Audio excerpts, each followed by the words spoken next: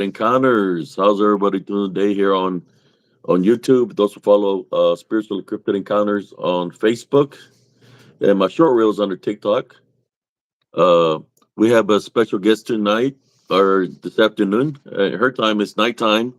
Uh, sister Aska.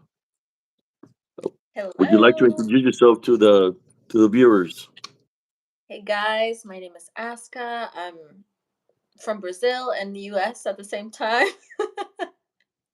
I'm now living in Portugal. Um, I've been friends with Abe for a long time now. How many years has it been?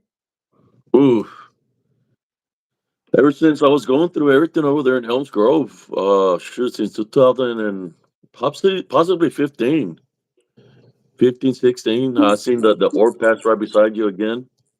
Uh, as we're speaking, it passed from the right side to the left.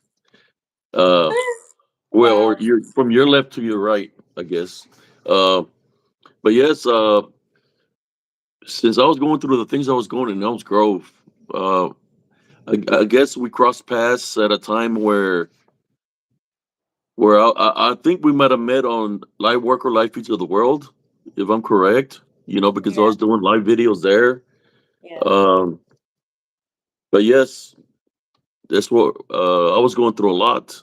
I mean, I was getting attacked physically and spiritually, where those demonic forces. When they target you, they come at you in all directions, and you witnessed that because I believe there was times where we spoke, and I was like in a bad mood or going through something where I was literally was getting in fights and stuff like that with the things that were happening within the family because everybody was being spiritually attacked. That's what how we met was through spiritual encrypted encounters.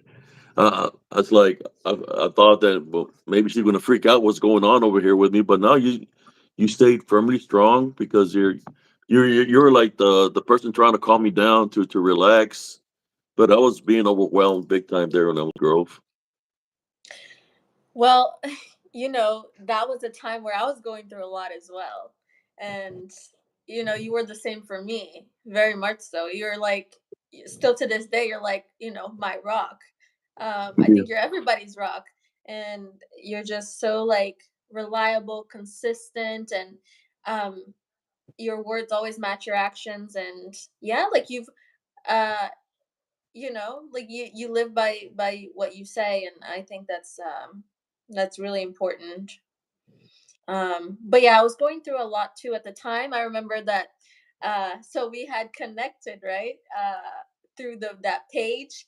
And then I would watch your videos, and I think I started following you or whatever you do on Facebook. And then I would see your videos, and I felt really good. Like I was going through some hard time. I think it was like I had been cheated on or something. Yeah, it was the first time like my heart was broken. And somehow like I would see the videos of you like walking around in the like forest or something, talking about keeping a strong love foundation. And I don't know, I really vibe with it, but we never spoke. And then there was one day where I don't know, something in me was like just like message him.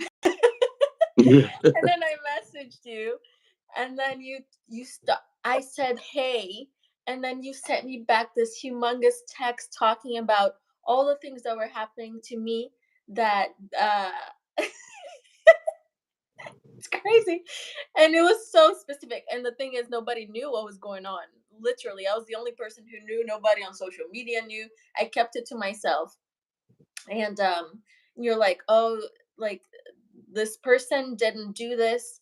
um like it wasn't them, it was they were being used by by certain forces and whatever. And I was just like, wow, what is happening?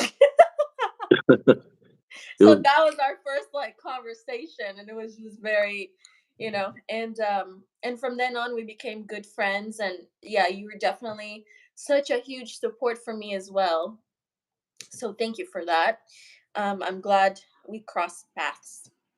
yeah, you was going through a lot. I was going through a lot, and just weird how we crossed paths, and I remember sometimes when I was being overwhelmed there in Elms Grove by the this forces because it wasn't just affecting me; it was affecting my family, my family members also. You know, it's like he was trying to, you could say, attack us to go against us. You know, because it's trying to cause chaos and division. But I don't know how I did it, but you know, through Jesus Christ, I guess. You know, I overcame whatever I was going through, which I was able to. I became a whole different person when I forgave. You know, I had to forgive somebody that had come up against me in a negative way when I was a kid. You know, when I was 10 years old, somebody that I had gone because I was in a through the church. They volunteered me and my brother to go cut their grass because they were sick, and it was this man that was he was ex Vietnam army veteran, and he was a policeman. Well, he had I was in the corral cleaning the I should have say cleaning the corral where the goats were.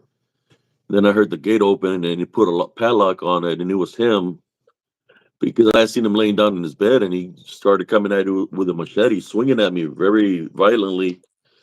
And I asked him, "Hey, what are you doing? You know, why are you doing that?" And he started laughing, you know, and he's like, "I'm a Santanista," you know, basically saying he was a Satanist.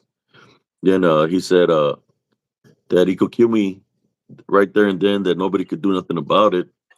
So as he started swinging the machete violently at me, uh, I remember telling him that I had a message for him because I felt the message come through me through the Heavenly Father. And he said, "What's the message?" The message was, "If you take another step forward, your life here on earth is gonna cease to exist." He tried to lift the machete to swing at me. He couldn't lift it. He tried to take a step forward. He couldn't lift it. Couldn't move forward, and I was able to climb the corral and leave. When I was walking away, he couldn't even turn his head because there was a higher power that had control over him. He tell your parents what happened here. They're not going to believe you. So I walked all the way home, like 8, 10 blocks. By the time I got home, I told my parents what happened. You know, this what I'm supposed to do. You know, my mother would always tell me, something happens, you let me know, because if I find out and you don't tell me, that's going to be a spanking. You know. So I let them know, and I went back over there, and they confronted him and asked him what had happened. And he come out of his house, and he had a little smirk on his face. And he said, "You know how kids are; they like to lie." But besides that, you know, I had to forgive that individual because I believe the opening I had is that I had vengeance towards the guy. I mean, this guy literally said he was going to kill me. You know, he was swinging a machete at me. The thing is, and when all this was happening in Elms Grove, this guy was already deceased. The only thing to give him away was this dark shadow figure that I seen that was laughing like him. So that's when I recognized the voice. I said, "Oh, I need to forgive this guy." You see, when So so the so that whole situation was that guy, because I remember you had told me the story a long time ago back yes, then, but you didn't associate it to what was happening, I don't think. yeah, I couldn't. When we spoke, I didn't understand what was going on. It was like I would pray to God to reveal to me, to reveal me what this was about, and He finally revealed it to me because he went through a tree, and then he started flying in the air. He was all in black, and he was flying in the air, and he started laughing, and I recognized the Mm-hmm. laugh. So that's when I went home. I said, "Okay, I need to forgive this person." So I forgive him that day. When I forgave him, I could feel different. I could feel love in my heart. I could feel free. You know, like all the things that were happening around me. It's like I could feel like they wasn't there no more. So that the following, well, that evening that I forgave, I guess I made a final attempt. The things that were attacking me spiritually. It was two of them that were like in shadow form, and they took me somewhere else spiritually, and they were showing me where they come from, in which where they come from was a dark place where there's fire. You could say kind of like lava, and they were showing me all this people or spirits that were torturing, where the flesh was coming off and going on, coming off and going off, and they stood in front of me, and I could see their forms how they looked, and they asked me, "Do you want to know our names?" We have many names, and I didn't say nothing. Next thing you know, I'm back in my room, and they're right there in front of me, still in my room, and they say, "We want you to do something for us." Said, "If you do this, we will mess with your son or your family members, but you got to do something for us." I didn't ask what. This is what they told me. Said, "You need to take your life. If you take your life, we won't mess with nobody else in your family. You know, we wouldn't mess with nobody." Wow. And I told them, first of all, my son and my family members are protected through Jesus Christ because I pray for them. You know, but by then I'm already free from whatever they were trying to do because I forgave and forgiven. It's part of love. Then I told them, second of all, I tie, bind, and rebuke you in Jesus Christ's name. I take authority over you. When I said that, they fled. They fled, and ever since that day, all the things that were happening to me when you met me, they stopped. They stopped because forgiveness is part of love. That's why I tell people that they need to forgive. Because if not, if there's negative ties of hatred, anger, vengeance, uh, family feuds is one of them too, Sister Aska. Family feuds, and unforgiveness. When you cut all that, fear, you cut all that, and you don't dwell on, you just maintain your love foundation and deflect any negative. Ah, man, it's an amazing feeling to have the spiritual gifts of discernment. It puts you at a higher spiritual echelon where you feel different, and it feels good to say when somebody's coming at you in a negative way. It's good to say, "I love you." It's good to say, "God bless you," uh, or pray for somebody, and it's just an amazing feeling. And I've said that in my mind. You learn from what you go through spiritually, just like you learned. Through what you've been through. Uh, but I'm glad you're here tuning in. There's a couple of members here. Good afternoon. God bless you and y'all's family, my brother and sister. And thank y'all. Enjoy listening to Abe's experiences. Well, Sister Aska was a big part of me, shit, man, overcoming the things I was in school. Believe it or not, she's from Brazil. It was just weird how we crossed paths. I'm getting goosebumps just by speaking about that. Look at that. Because I feel the heavenly presence of the heavenly angels around me right now. Uh, but I believe God sent her my way to help me to what I was going through. It had to take a person with a good heart to be able to assist me, and he placed her coming from. She's living in Brazil. She was living in Brazil, and we crossed paths. She's way younger than me, but she was going through something. I was going through something, so it's kind of like when you cross paths, it's like she helped me because there was times that she told me just to stay relaxed, to stay calm. I believe, and you just, hey, don't focus on the negativity, and vice versa when she was going through things. What do you think about that, Sister Aska, that I just spoke of? What I was going through because you remember because we spoke. There was times when we spoke where I was going through things where things were happening there in my home. Yeah, I mean, I think we just had what they call a soul contract or whatever it was to help each other during that time. I don't know because there's definitely a huge pull, right? I think towards each other at that time. Like we were just such great like friends. We got along so well, and you soothed me so much during. I was going through the like that's so. I left the U.S. at Somebody age. left a message here for your sister Aska. Eve R said Aska is beautiful. Yes, she's a Oh, very beautiful person inside and out. You know, a oh, blessing. God sent her my way to help me when I was fighting spiritually in Elms Grove. Go ahead, sister. thank you so much.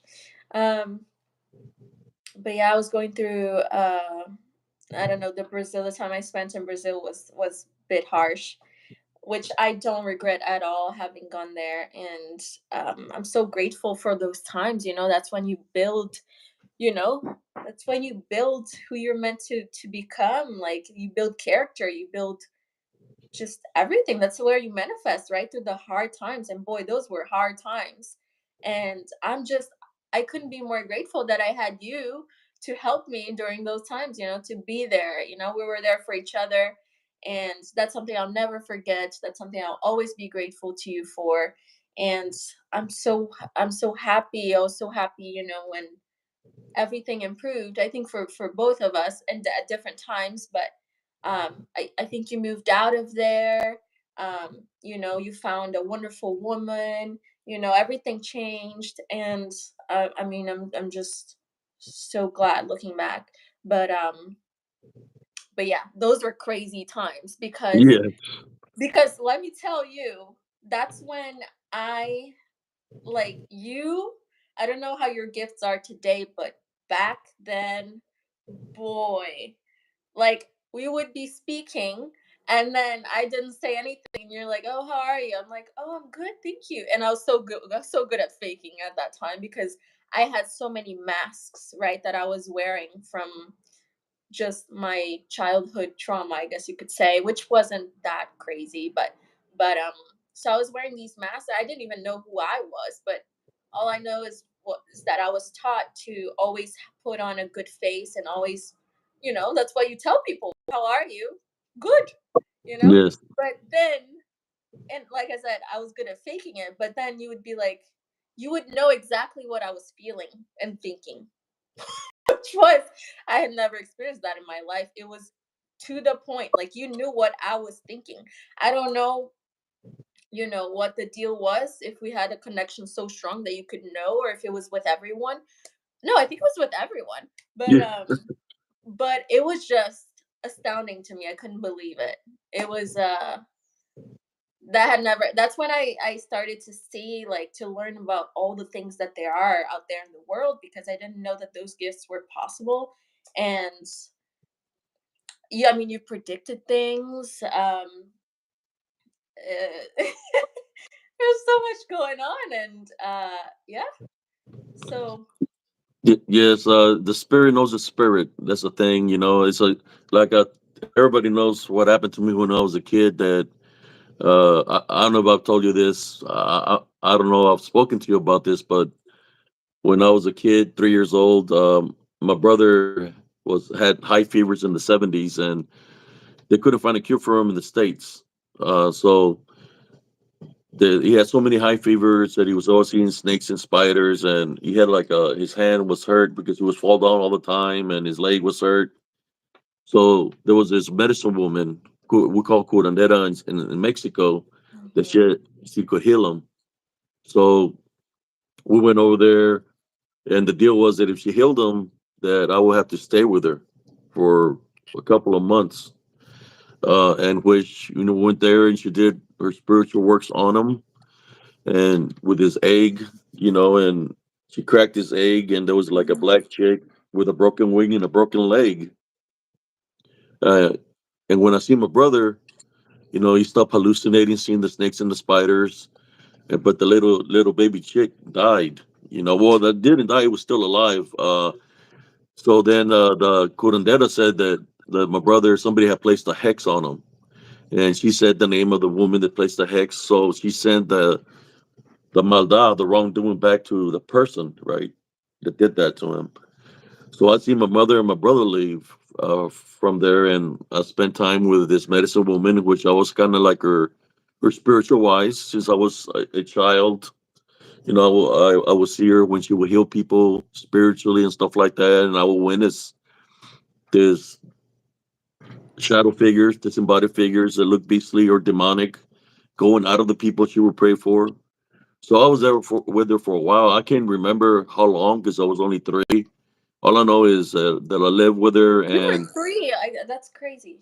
Sorry, go yes, on. I was 3 years old, and I was able to see spiritually the things where when she would heal people, the areas that they were in pain. Sometimes she would pull like pieces of glass, constantine wire, barbed wire, or she would pull snakes, spiders out of people's head and body parts. But then the ones that were being demonically attacked, the unclean spirits, the demonic spirits that were in them, would leave the body, and As they were leaving the hut, it was just she had a dirt floor. The floor was just dirt, and it's a hut, and it had a hole like a fire, and I could see them leave the bodies, and I could see their shadow figure forms walking because of the flames of the fire. And she would ask me, "Are they gone?" And I would just point that they were gone. When they would leave. So I was Mm, like her spiritual eyes, and I would see the works. She would heal spiritually, Sister Asia, where her hands could be on top of the by the person where they're hurting, and I could see her spirit into the people's body, where she would fight spiritually to get rid of the negative energies that were there, causing the pain and suffering that the people were going through. She was wow. very good, but I stayed with her, and that's where I guess I opened up spiritually. So all my life, after that, maybe like before my mother came to pick me up, there was an incident where the the person that she sent the Malda back that was affecting my brother, that she was like a grand dark witch, and she passed away. So we got visited by, it was like, man, like eight of them. It was like four standing in their Dura-like or outfits, black, and lechuzas, which people call harpies, right? They were on the trees, and they wanted her to give me up to them. That they were mad because what happened? She sent back the wrong, and since it was my brother, they wanted blood, so they wanted her to give me up to them, and she said no. And then I stood right there beside her. I remember where they were standing, and I wasn't afraid of them. I've always felt the presence of the Heavenly Father around me, so I stayed there with them. We fought spiritually all that night, and they finally left. But it's like when my mother finally came for me. Like I said, I don't know how long I was there. I was there for a while. Um, when I came back to the states, well, it's kind of like they had a spiritual hit on me because of what had happened, right? So they came to our house. The Stark witches. They came in numbers, and there was all kinds of activity happening, like banging on the walls, running on top of the roof. Our house was on pillars, poundings underneath the roof. You could hear like children laughing, running around. You could hear the harpies or lechuzas, what we call, where they're scratching their talons, and then you could hear them whispering, and you could hear them laughing like women, in which that happened for a couple of years till I said, you know what, I'm not afraid of them. I'm gonna go. I was already like 10 or 11 years old. I was in little league, so I went out there and I seen them. I wasn't afraid of them. I said, "Yeah, I need to leave. You're not welcome here." And I grabbed the rocks and I would hit them. You could just hear a thump, but they wouldn't fly away. But they finally, all the things that were happening, they stopped.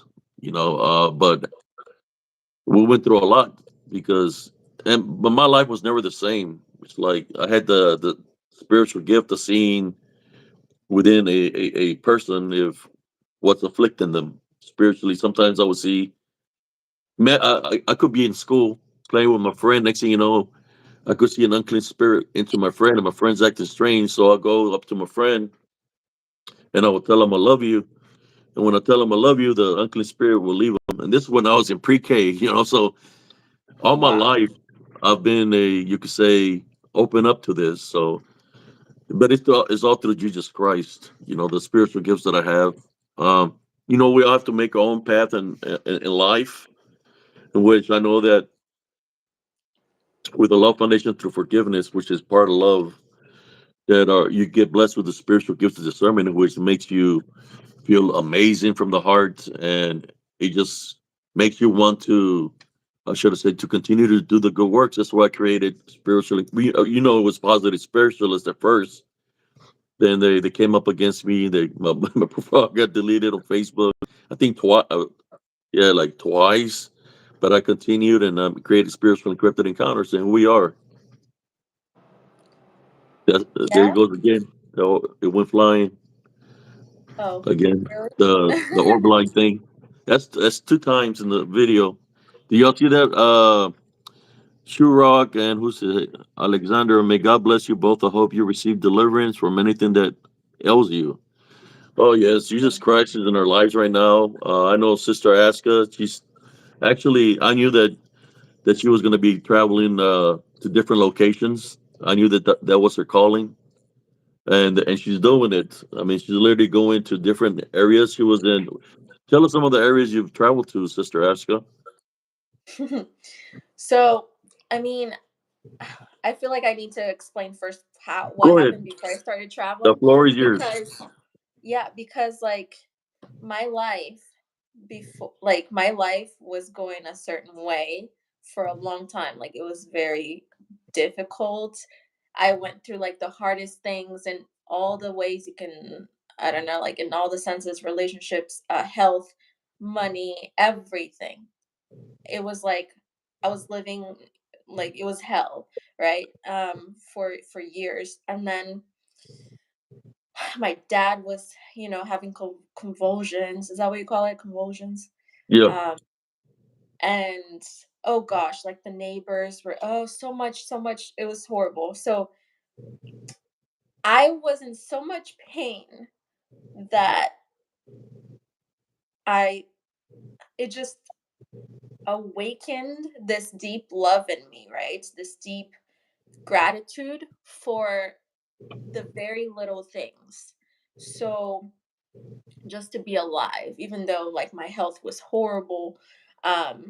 Anyways, my roof, was like leaking water like in my room, but I had a room, right? And then I started to realize I had food and I had a place to live and all these things. And then like for I think for like 2 months I was just in this deep state of love and gratitude.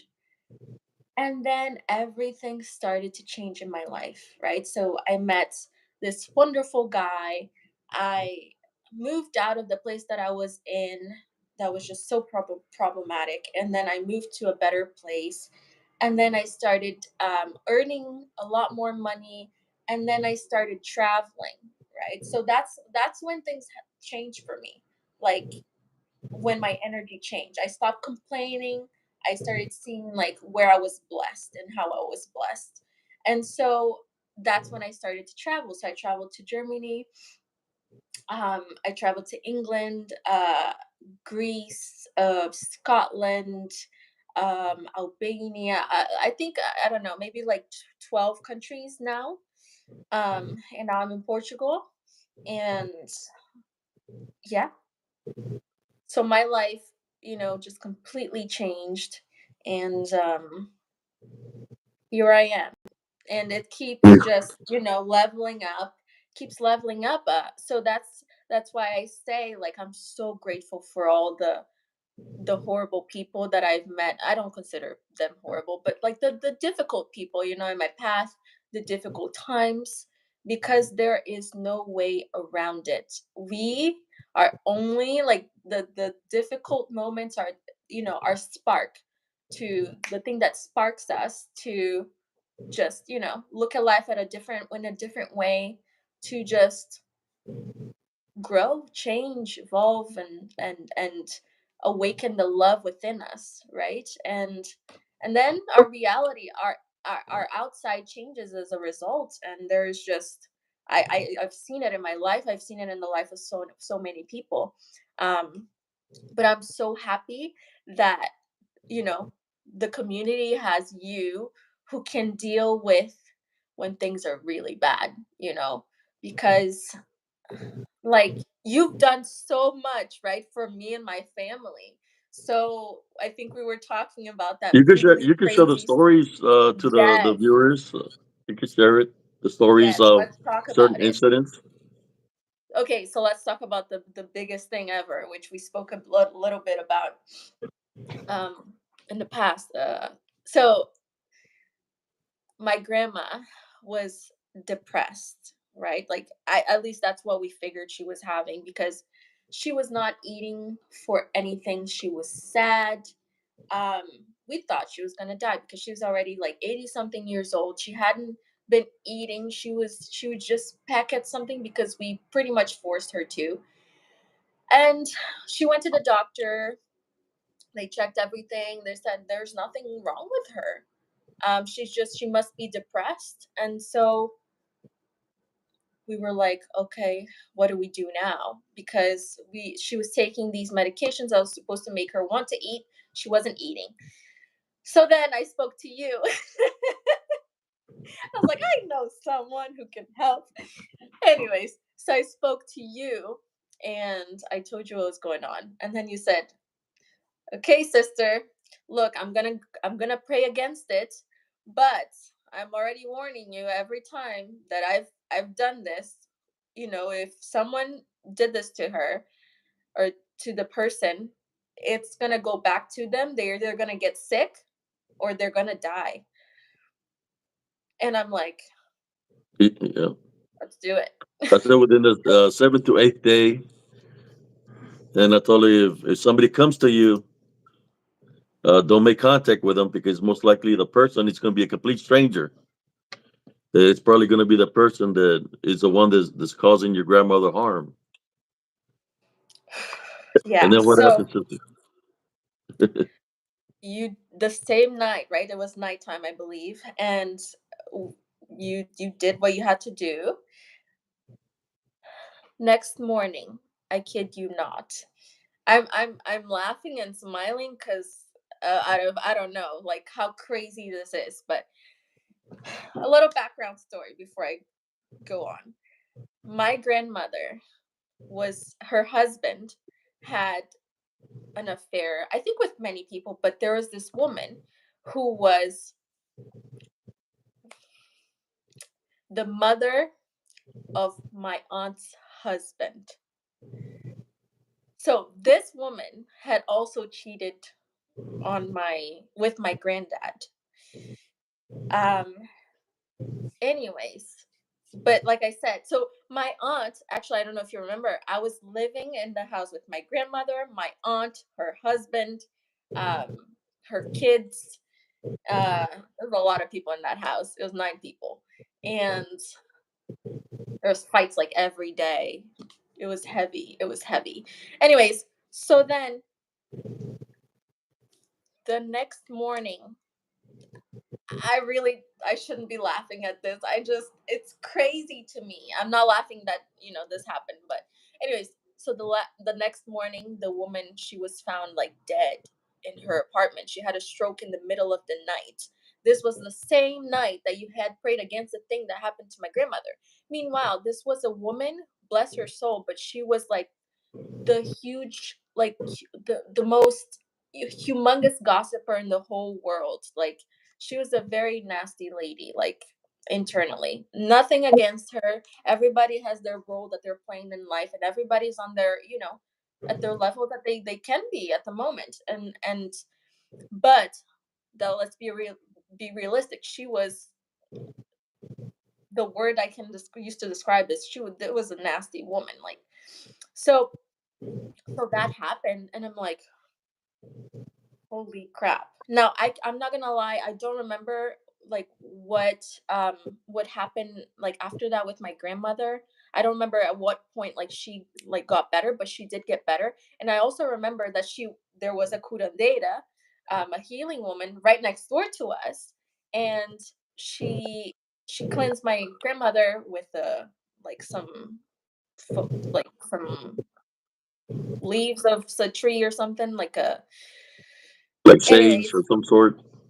It Yeah. was like some she grew in her place. She grew like she did cleansings all the time, and she used the this tree to cleanse people. She would Yeah. break a I can't remember the name, a Palo stick, I don't Santo? know. The branch. She would break the branch and then Yeah. use it. And so my grandmother's branch or the leaves came out all like,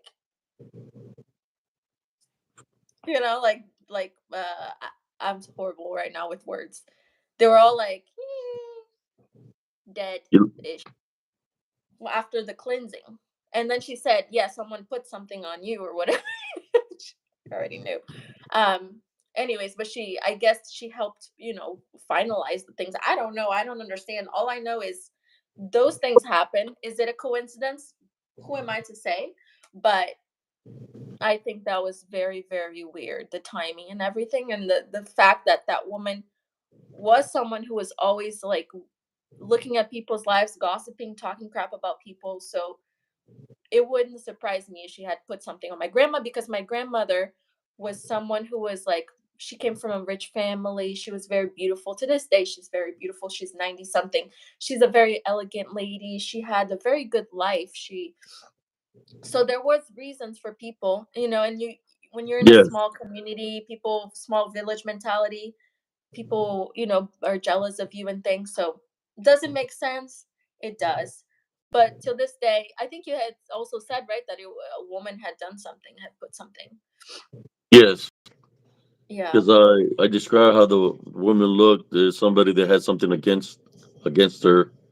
That's what I prayed against, was that the woman that I seen in my vision, and it happened that way. Like I tell you, there's gonna be sometimes you get results right off the bat, or sometimes it might take 7 or 8 days, and you got immediate response because the what she was wishing bad upon her was death.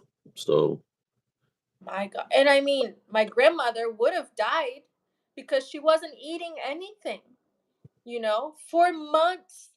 This is crazy. This is crazy. So, like, you were the one who kind of introduced me to this whole reality, even though, like, even before I was born, like these spiritual things were already happening. Because before I was born, everyone knew that who I was. I don't know if you guys believe in past lives, but I'm just going to tell you this story that took place in my life. And it's just, you can't deny certain things. It's just, So what happened was, my mom's grandmother had passed away already a long time, and my mom had a dream with with her grandmother, my great grandmother, rocking on a chair in her room saying, "I'm going to reincarnate in your family." And she used, like, specifically that word, even though my great grandmother, this woman, she had been Catholic, very huge Catholic. So my mom was like, okay, that's weird. She used the word reincarnate. That's not very much, like her. But anyways, but she heard it and she thought, okay, my sister is not married. My mom was married, and she already had two kids, and she wasn't planning on having any more kids. And she said, I'm gonna tell my mom to take care of my aunt, of my sister, my mom's sister, because she wasn't married, and at that time, it's not good for you to get married. I mean, to have a kid out of marriage. And so she told my grandmother, her mom, what the dream she had had. And then after that, my mom, one night, she feels this huge pain in her belly, and then she's like, the next morning she goes to the hospital, and then um now she found out she was gonna have, babies, or baby. I'm not gonna lie to you. I can't recall exactly the details of the story. The story was like passed down to me. I'm just gonna be realistic here. I don't like to be biased, so I'm just gonna say like this. The story is passed on to me. So I did hear it from the person who was actually involved in it too. I'm gonna mention this person now. But so yeah. So after that, um, my mom and my grandmother get a letter from this lady that was married to my grandmother's husband, who lived way in the countryside. And during that time, they would it was, people weren't using phones, at least not in Brazil. Like, so they, like, she sent a letter over, and then she said, please come here, I need to speak to you about something very important. uh Anyways, I need to speak to you about something very important. And yeah, so my grandmother went over there, and this was before my mom was gonna like give birth or something, or it was very close to her giving birth. Anyways, so this lady says, look, to my grandma, look, I'm Catholic, I don't believe in these things, but I knew that if I didn't tell you this, I felt like it would be very bad. Something bad could happen if I didn't tell you.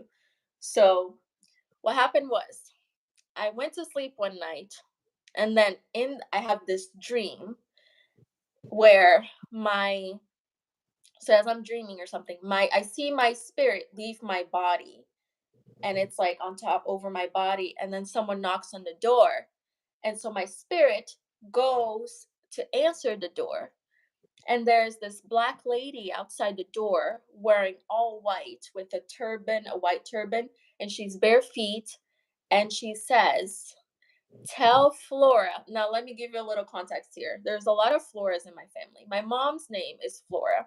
So she said, "Tell Flora that Flora," which was also my grandmother's name, my great grandmother's name. So my mom's grandmother. So tell Flora that Flora is the girl. Meanwhile, my mom didn't know she was like having like boy and a girl. Um, and so we were twins, right? Anyways, tell Flora she's the girl. And anyway, so then they let my mom know, but it's funny because then you look at certain things in my life, and it's kind of weird, like coincidences, where my so this is just what my grandmother, who was the daughter of my great grandmother, obviously. Um and so my grandmother and I have this very strong bond, right? Like this strong love towards one another. Um and so, like, I was really into butter, and then my favorite fruit was papaya. And these are all things that my great grandmother were known for. Her favorite, fruit was papaya, and she was caught eating butter like by itself and stuff. I don't do that, by the way. Anyways, but some weird coincidences. Um and yeah, there was plenty more. And there's actually a photo of that my grandmother, she's like 90 something, like she's pretty old, and she still has like a portrait of her mother and her father right on the wall. And I'll be honest, like I look at it and I'm like, because I would fight this, okay? Like, when you're young you, and you your remember, parents you would tell you, remember. "Oh, you're my great grandmother, you're my grandmother." I'm like, please just stop. you know like I would not accept it at all because it was annoying for some reason.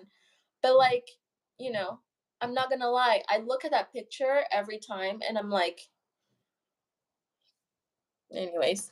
But anyway, so to me this is not weird at all, because I've just gone through so many things in life. I've seen so much, I've experienced so much. There are people with so many gifts out there, like you were the first one, I believe.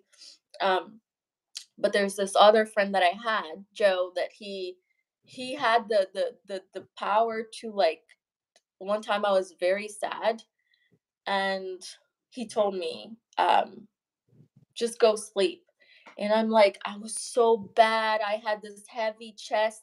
It was horrible. Like, I was so down. This was after someone had like spilled all their inner trash on me, like talking about how horrible their life was and stuff. Anyways, I took that in myself, and so I was feeling horrible. And they're like this friend of mine, he was like, go sleep. We'll talk tomorrow.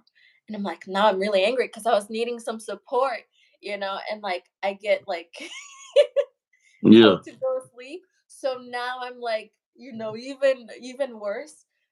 And it was so funny. So back at this time, I told you my life was very different. So I was in a room. I didn't have a room of my own yet. I was in a room, and what was I, 18, 19? I don't know how old I was. I was old. Um Anyways, I didn't have a room. I was sleeping my parents, I was in my parents' room, and then I had a little mattress like close to them. And I'm like trying to go sleep, right? But I'm so like angry and feeling so heavy hearted. And then out of nowhere, I start feel like the heaviness, literally like a part of my chest didn't feel it anymore, and the other part did. And I'm like, oh wow. that's weird. I'm like, so I messaged my friend. I'm like, did you do something? I didn't know. I didn't think that was actually possible. But at the same time, I'm like, hold on a second, this is weird. And they had been weird by telling me go sleep. That wasn't something you do for a friend. Anyways, so then 5 minutes later, gradually I could feel like the heaviness leaving my heart, and it was replaced by this joy, this happiness that I couldn't even explain. I was so happy that I was like laughing in the middle of the night in my parents' room. They were like probably asleep, and I was like giggling, and I was like, "Oh my gosh, what's going on?" I was just felt so good, and I'm like, anyways, the next day I was like, "Did you do something?" And I didn't say what had happened. I just said, "Did you do something?" And this person told me, "I read this book on how to take people's pains away." And I'm like, I was so pissed off. I was like, okay, I think that's really cool and sweet that they cared so much to do that for me. But I was also like, I didn't give you permission to take my pain away. Like, you're, where's my free will at? Like, don't, no, ask me before you do something like that. But anyways, this happened more than once. It happened twice. And I'm like, no, yeah, things exist. There are things we can't exactly explain right now, or we don't know about, we don't understand. I certainly didn't understand. But I can't deny them. Like, my family has so much history with so much. I think it runs in my family. My mom, she sees and hears things. My brother too. I'm very, very intuitive. I've seen, I'm a bit psychic too. I've seen the future and things. And I feel like I heal people. Like, everyone that I come to in contact with, I they're always they change. They're awakened. I think I awaken people somehow. Maybe it's just because I'm very triggering. I mean, I seem nice and sweet, but but like I will say, like I if I feel something, I'll say it, especially if I care about the person. So, That's um what that's what we're supposed to do. Is you feel somebody's going through something, we're crossing paths for a reason, so that's why you intervene and help out. You're just following your love, your heart, your spirit. yeah, absolutely. And that's who I am. I always follow my heart, my intuition, and yeah, yeah, Yeah. it's been a journey. So right before um our call here, I clean every Sunday. I clean my apartment, right? And I mean, I was just so grateful because it's recent. I've been here in Portugal for about a year, and a few months ago is when I had my first ever apartment. I'm 30 years old, just so you guys understand. I'm 30 years old, and I finally have my own apartment. And I had been dreaming of this, experiencing life in this way for a long time, and now I finally get to live it. And so I cleaned everything and I cleansed everything. Like, I had some sage and I went around with it. Then I had rose water from this guy who I bought it from. Like, he said, he grew it with all this love, and I couldn't feel it honestly because, oh gosh. Anyway, so and then I prayed, right? Like, I always pray in my apartments because I just want for the energetic, what's the word? I don't know the word right now, but I want for when someone walks in here, for them to feel cozy, for them to feel loved, for them to feel peace, like they're in their mother's belly or something. That's what I A want. safe And haven, a safe haven, like a safe exactly. haven. Yes. Yes, exactly. Healing place, and and yeah, and I know the good spirits cannot be where there's mess. Like, it's just you if you have mess, if you have a lot of junk, if you don't clean your house thoroughly, if there's dust, there's whatever, like, that's a match. You're matching with bad or low vibrational spirits. Like, we call bad, but I don't know. I wouldn't use that word anymore because Yeah, like it's like they're the saying my mom used to say is casa mugrosa, cosa mala, casa limpia, cosa buena. You know, a dirty house, bad things, a clean house, good things. That's what she would say all the time. She would clean every week. She would remove all the items out of the house. That's what wow. me and my brother would do. The bed, everything out of the house. She would do a complete sweep Whoa. out of the house, then move everything back inside the house. Wow, that is That's what next we would do level. every Saturday when I was growing up. Oh my gosh. A Well, thorough that's cleaning. great. She would clean everything. Like she would make us take everything outside, and then we put it all back in. Wow, that is great. Like your mom, right? She made you Here's guys do my that? mother. My So mother. she was like spiritually She inclined, was let's say. spiritually gifted also. That's Oh. why she could see things that would happen ahead of time. She knew like the future. So Mhm. she was spiritually intuitive, and she could also had the spiritual gifts of seeing things that others couldn't see. That's why, like me, my sister, and other family members, were spiritually gifted this way. Uh, then sometimes they call me when things are getting out of control at their homes, where they're seeing shadow figures or spirits, and I'll go and cleanse their homes and get rid of the unclean spirits that are in the home. Which they surface up, and I see how they look, and I just tell them, hey, welcome here, leave, and they take off. But I always get called when things are out of control in their home spiritually. Yes, Yes, that's why I say you're a rock. You are like, okay, so what I was saying that, I don't want to call low vibration or lower vibrational beings bad because I just don't believe in that like bad and good anymore exactly because like they're serving their purpose too. Just if we didn't and let's just be honest here with ourselves. When we are well, when we have love in our hearts, as you say, when we keep our love foundation strong, what are we connecting with? Like spirits in that same frequency.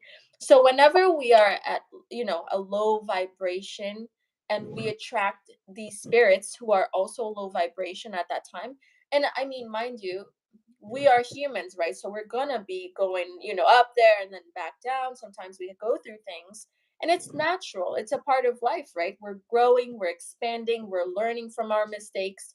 So it's natural, but like I just can't call these beings bad because they if it wasn't for them there would be no good, like they're like we sort of we need, as much as we don't like to admit, we need the pain, we need the contrasts in life. If we didn't know pain we wouldn't know love or well-being because how can we, that's just how it works, we need something to compare to. And so yeah, so I don't see these spirits as bad. I see them as they're on their level, and one day they're going to be on a different level, right? And they're serving their purpose. There are people who need to go through that, to experience that, being like having these sort of beings around to be able to grow out of it, strengthen themselves, learn whatever they need to, and then reach higher heights, new levels. So they serve their purpose. And then so I'm so glad that there are beings like you who are there. Um and you're so good at working through and working with these beings, right? Like you do the dirty work, and like respect to you because these things that you've experienced, I mean, since you're 3 years old, like that is heavy. I could not do that. I'm sad to say it, but I probably, if had it been I probably would have taken my life a long time ago if I had seen what you've seen not everybody has this strength, and that's why, like, you are here, and that's your purpose in this world, and you know it, and you take it seriously, and all the people that you've helped, I know you've helped me tons. So yeah, it's a beautiful work that you do, and It's I'm kind of just so like glad. yeah, people ask me, it's like you, I tell them that it's been with me all my life, since school. I was facing, how we talk about bad people. I was facing witches and warlocks when I was at a young age, 3, 4, 5 years old, where they would, you know, approach me trying to do hexes, and I could feel the angels around me, and it's like the attempts that they were trying to do, it wouldn't work because I was being protected by higher power. I guess they targeted me since I was small. When I was like a couple of weeks old, I hear stories where they would find me in between the mattresses where somebody was trying to suffocate me. Like my mom would go to the restroom and I'll be on the bed. Next thing she's looking for me, she can find me, and she will find me in the middle of the mattress. Like some force was putting me in the middle of the mattress, so I was suffocate. And I would have dreams of those moments where I couldn't breathe. But it's like this when the Heavenly Father, I believe that He's got you're blessed to do something that you're going to become somebody in this world that no matter what wrong comes at you, that it's not going to work. It's just going to make you stronger. So I've learned through all the spiritual battles that I've been through in my life, people that come at me in a negative way, uh, that it's not really them. Some of the people, it's not really them. It's the openings that they have, the spiritual openings Mhm. that they get used to come at you in a negative way. So that's why I tell people if somebody's coming at them in a negative way, to say, I love you, God bless you. Or if you see spiritually an unclean spirit within them, you type out and rebuke it in Jesus Christ's name. Uh, that's part of spiritual growing. What they're trying to stop us from doing is from make it into the kingdom of heaven. So they try to plant negative seeds in our lives since we're kids, and they try to take me out numerous times, but I'm still here. The Heavenly Father has blessed me, and I feel that my mission here on earth right now is to help out all my brothers and sisters spiritually and awaken them, and that's what I do. Uh, do the opposite. If you feel angry, replace it with love. If you feel fear, you have fear in you, replace it with no fear. Do the opposite things that the enemy would use to come up against you. So if you have unforgiveness, forgive because unforgiveness is a spiritual opening. That's why I believe the generational curses travel from generation to generation because of those spiritual openings. When you put a stop to those spiritual openings, you cut all the negative ties in which you're able to resonate at a higher level spiritually with that love foundation, and not just love foundation, but the personal relationship with Jesus Christ and the spiritual gift of discernment. That right there by itself, it's like it continues to grow and grow and grow. And it's going to make you a better person. And it's sometimes not the person's fault because you don't know. I've learned that sometimes it's not the individual that is a bad person. It's the things that are working through the individual that's using the individual to make you think they're a bad person. That's why we have to forgive. It's kind of like this, and that's what I tell people. If I were to face Jesus Christ and unforgiveness in my heart, he would tell me, how do you expect me to forgive you if you can't forgive others? Right? So it's very important.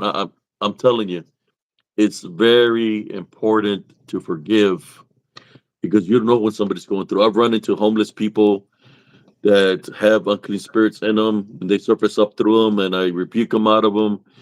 When I rebuke them out of them, I ask them what's going on in their lives. They tell me what they're going through. I take them somewhere to eat, give them some food, and then I pray for them, and I ask, and I ask them what got them in this situation, so they repent for their sins, ask for God for forgiveness, and And as they do that, it's kind of like uh, they better themselves spiritually. But I try to help out as we always get tested. For those that don't know, Sister Aska, her dad was a veterinarian, so she would do a lot of good works with the animals. So it's kind of like I love to help a complete stranger because sometimes they're placed there intentionally just to see what we're gonna do. You know, I've been placed in some situations where, well, well, it's not about me right now. It's about Sister Aska. So I'm gonna let Sister Aska continue because I got a story Oh, where no. I'm gonna share this Share. story real quick.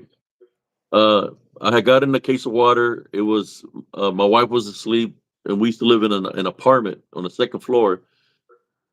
And I said, "Should I get the water?" And she just wait till tomorrow, right? So a couple of minutes passed by, and something told me, "Go get the case of water."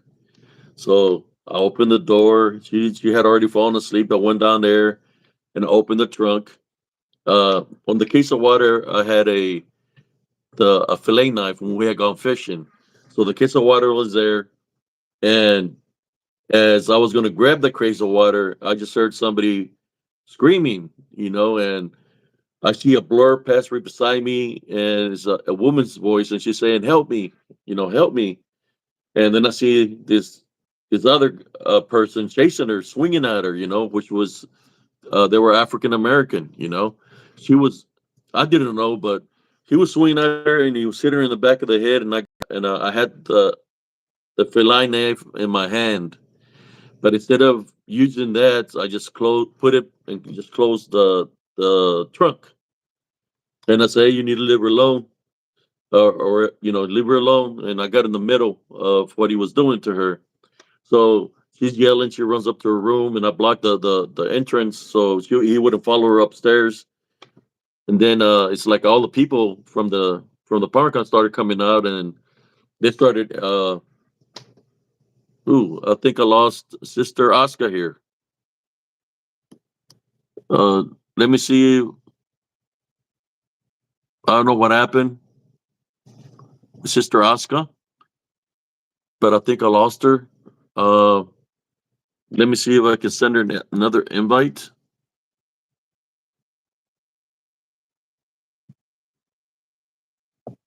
Uh,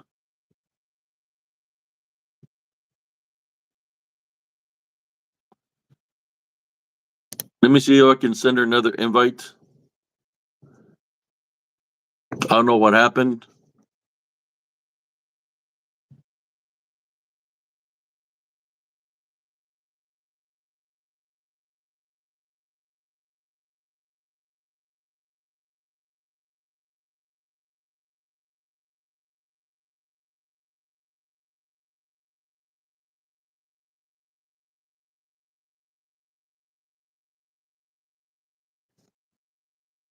I lost Sister Oscar. I send her an invite to see if she responds to it.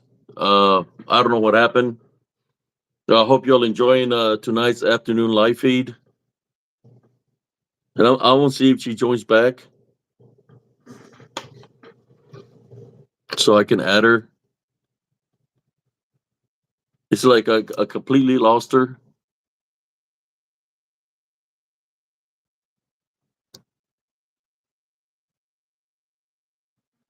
I hope everybody's doing good this afternoon.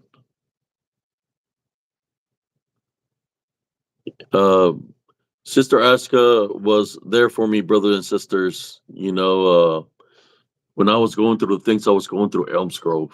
She was going through some things herself. There she is. Let me see. I can. There she is. There we go. Sorry, my phone died. How horrible Oh, preparation. I was so that's I was so into the story that I just kept dismissing so. the blow battery thing. Sorry, go on. So, we all the neighbors come out and we tell him, "Hey, leave her alone. You need to leave." And then he just took off running. He left her alone. But when she passed by me, she was literally naked, naked. That She was literally naked. I didn't even see that she was naked, but she was naked. And when she came down the stairs, she was like petrified because he was trying to choke her, like, and she had a baby in her hand, her little baby. In which when we called the police, I got a hold of the little baby in my hands. Gets the what it was, what the deal was that he was the father of the baby, and he was mad because she didn't want to do nothing with him sexually. So he was trying to force himself on her, but he was literally hitting her in the back of the head. So that got me upset, But I kept my Team My Love Foundation and did it the right thing. But I was ready to how should I say, what's the proper word I'm trying to use? Restraint on me. If I had to put them in a chokehold or whatever I had to do, I would do that. I'm highly trained because I was in the military, so that's what I was going to do to him. By the For the cops to come, But the following day, as I'm driving by, she's there sitting on the stairs, and she says hi and she says thank you. Thank you for helping me last night. She was with her baby on the front steps. So sometimes the Heavenly Father it places us, put things in her mind to say, go get the case of water because He knows that something is going to happen when you go, that you're going to cross paths with somebody that's going to need your help. So I always follow my intuition that way, my spiritual instinct. Or if I'm driving, I'm going to go straight. Something's like, hey, go take a ride here. Something's going to take a ride, and the next thing you know, that if I would have gone straight, that there was a bad, horrible accident that happened. So you get to learn those things spiritually as you grow spiritually. I just wanted to share their story of how we all cross paths for the reason, and it's important not to look down at somebody because of what they're going through, because you might go through it one day. So it's just how should I say, we have to look at things with the Love Foundation, no matter how bad the situation might be.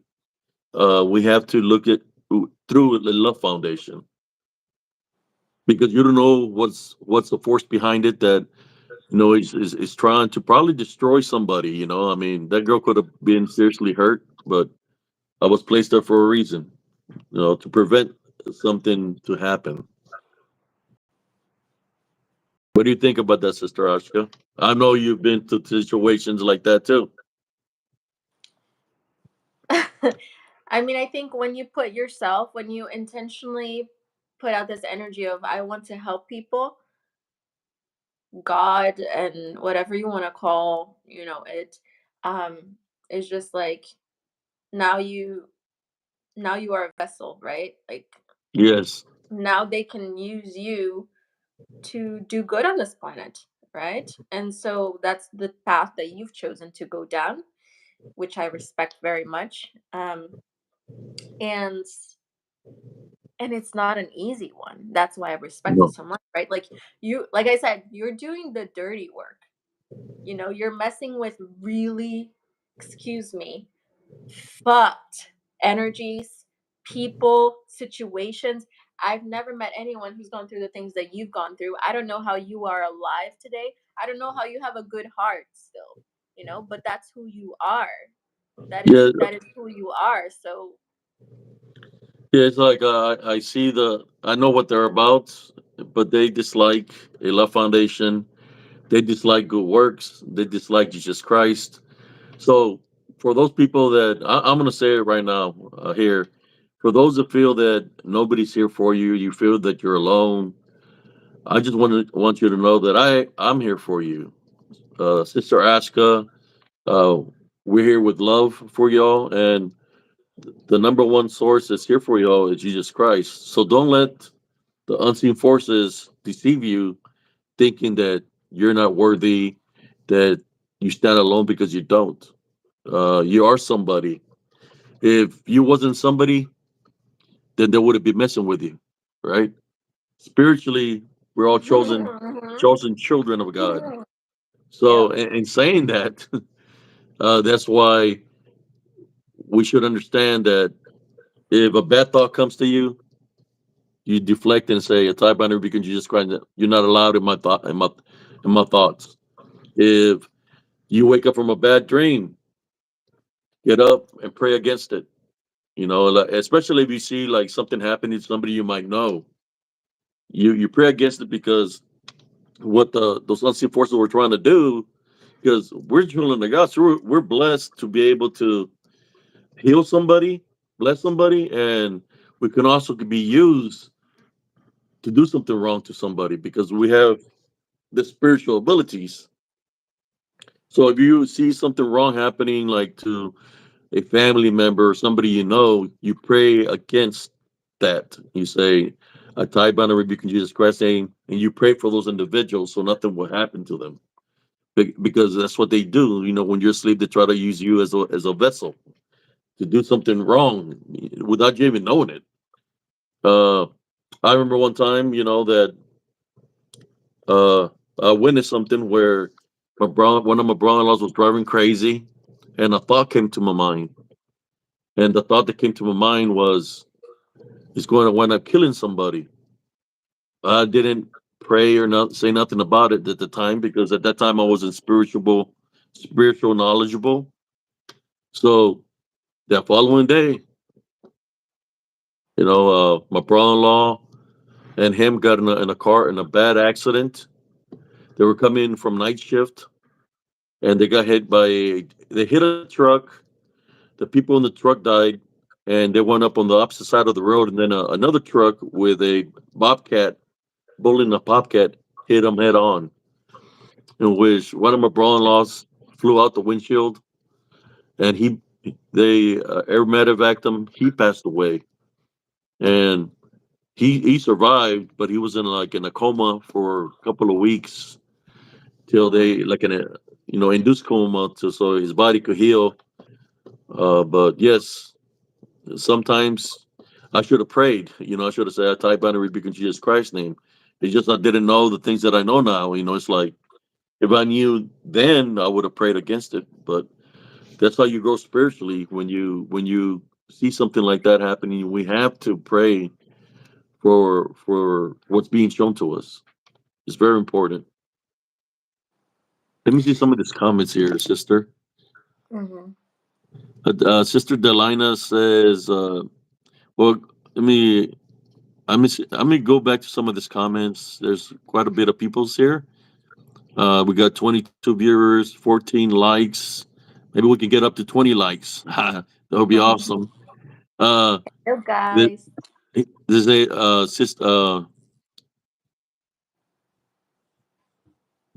True Rock says, "God works in mysterious ways, brother." Sister Delana says, "I hope God heals you." Brother Alex, I guess brother Alex brother Alex, yeah, he had a hernia, so he had to get surgery, so he's in the hospital right now, and we prayed for him the other day. Uh,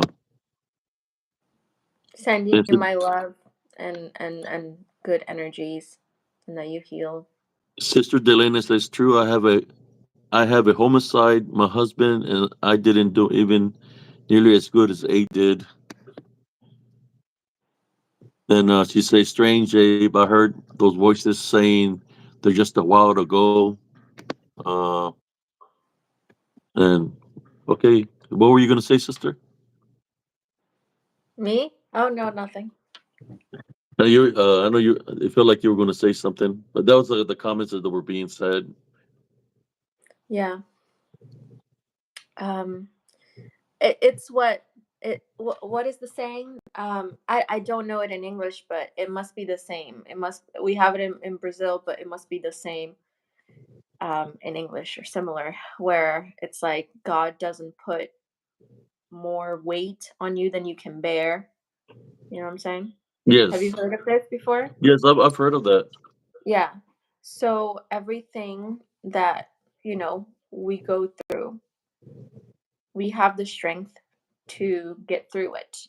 And thankfully we have, tools nowadays, and it's so nice. Like we have so many videos that we have access to. We have people like you, Abe, who, you're so like friendly, and you're literally here doing this stuff for free. You could charge so much money for your knowledge, for the work that you do. Like, I'm not sure if you're aware, but you 100% could. The experience that you got, oh my god. But you're just doing it out of the goodness of your heart. And yeah, so you guys aren't alone, and it's lovely that you guys have this community, where you can just get support.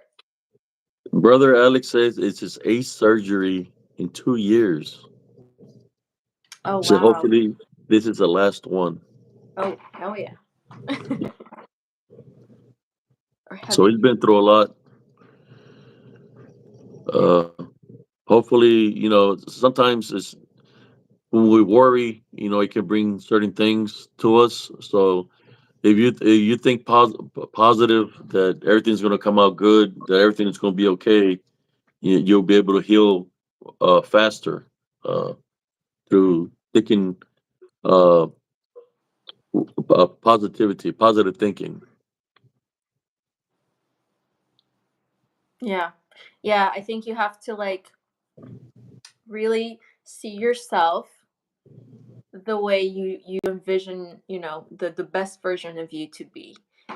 Like just close your eyes and see yourself just vibrant, healthy, joyful, how life is going for you, all the things, taking place, just flowing, and just feeling what that feels like, right? And getting into that energy. Because a lot of times when we have problems, uh, what do? We think that we can solve them fully by just focusing on the problem. Like, yes, we're going to have to at some point take action towards, our problems. But if you're taking action from an elevated state, an elevated energetic state of love, of faith, of just good energy, then that's how you like step into that whole new reality, you know? So if we can like I know when we have problems, it's like, we can't exactly ignore them, but I'm not talking about ignoring them. I'm talking about, let's look in our lives, let's focus on the things that are going right. Let's focus on the blessings. Let's focus on what's going well. Because when you do that, that energy takes over everything. And that's when you align with the good frequencies, the good spirits, with God. And then God can help you, like you have to help God help you, right?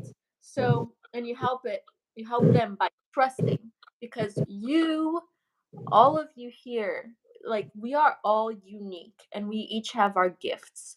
And comparing is so useless, because we each have strengths that we came to this planet to share, right? To just put out there. And so I totally lost track of where I was going with that. Um I think I was You talking about how we you said we're blessed with we're all unique, and we're all blessed with all kind of energies and uniqueness. We just have Yes, to yes, okay. grasp And that. yes, and we all are sons and daughters of God. And like we're not alone. Even when it feels like we're alone because we can't, see or know. Like Abe, you saw the video I sent you. I was in my room, I was taking a video, so I will put on the clothes sometimes, like an outfit, and I like record myself. I don't have a mirror here, so I record myself, in my outfit to see what I look like. And clueless. And then next thing you know, later on in the day, I go and rewatch the video, and there's like a spirit orb, like an orb of light, just like up here. It was clear as you saw it, Abe. It Yes, was super clear, and I didn't know that was going on. I didn't it see appeared that. already here on this video. If people watch the replay, you'll be able to see it because it appeared like two times through this video. in this video itself, this little orb-like thing that appeared coming from her, I guess her left going up, and the other time was from her right to her left. But yes, I seen it on the video also. I made a little short reel of it. I might place it and do a little music sound to it. Yeah, but I got the I focus on the orb, how you Oh, travel, oh, and it, nice. it was like it's like it was light and then it went brighter and then it got dull. Mm-hmm. Yeah, yeah, Yes, yeah. That's when I knew. I'm like, no, this is not some mistake, some camera thing. No, no, no. Because that I saw exactly that too. It was you see beautiful. somebody here, Chris Rock, True Rock said yes earlier. He's seen the orb too. Oh wow. I want to go back on it too later and see. Yeah, it appeared 2 times. And then when we were talking before we started the video, it had appeared also. Yeah, When we yeah, were, yeah, yeah. So yeah, guys, like we are not alone. Okay, we don't there's only so much we can see, and that is good, right? Because there are things we do not want to see, and there's no need to. We're here in this body for a reason, and we need to be in this reality, if unless you're like you, Abe, who like literally can't hide because that's what you're meant to do. You have to have those gifts to help, you know people. And so you're not alone. You're so important. You're so like you've got a purpose, right, in this world. And even when it feels like you don't. And yeah, maybe you're just around the wrong people, and maybe you need to give yourself a little credit if you don't think you're worthy or whatever, but you oh are. no, And I'm just a humble person, and I just follow what's being asked from me from the Heavenly Father, and do the works. Because I know He's blessed me, Sister Aska, and I shouldn't be here. No, they literally try to kill me at King Daughter's Hospital. Uh, like they literally try to kill me. The people from the hospital, where I guess they injected me with so much blood thinner that my organs shouldn't have worked because my blood was so thin. But all I know is I was somewhere else, and I had been there because of blood clot I had in my leg. That's why they injected me with the blood thinners, and they made me sign a piece of paper while I was heavily uh, medicated with a thinner that I don't even know what I signed. It's kind of like they grabbed my hand, made me sign it. The piece of paper that they made me sign was for my organs, and they put check boxes in each thing. Uh, all I know is I crossed over somewhere else, and I could see the earth below me. I could see the stars, the universe, and I was on this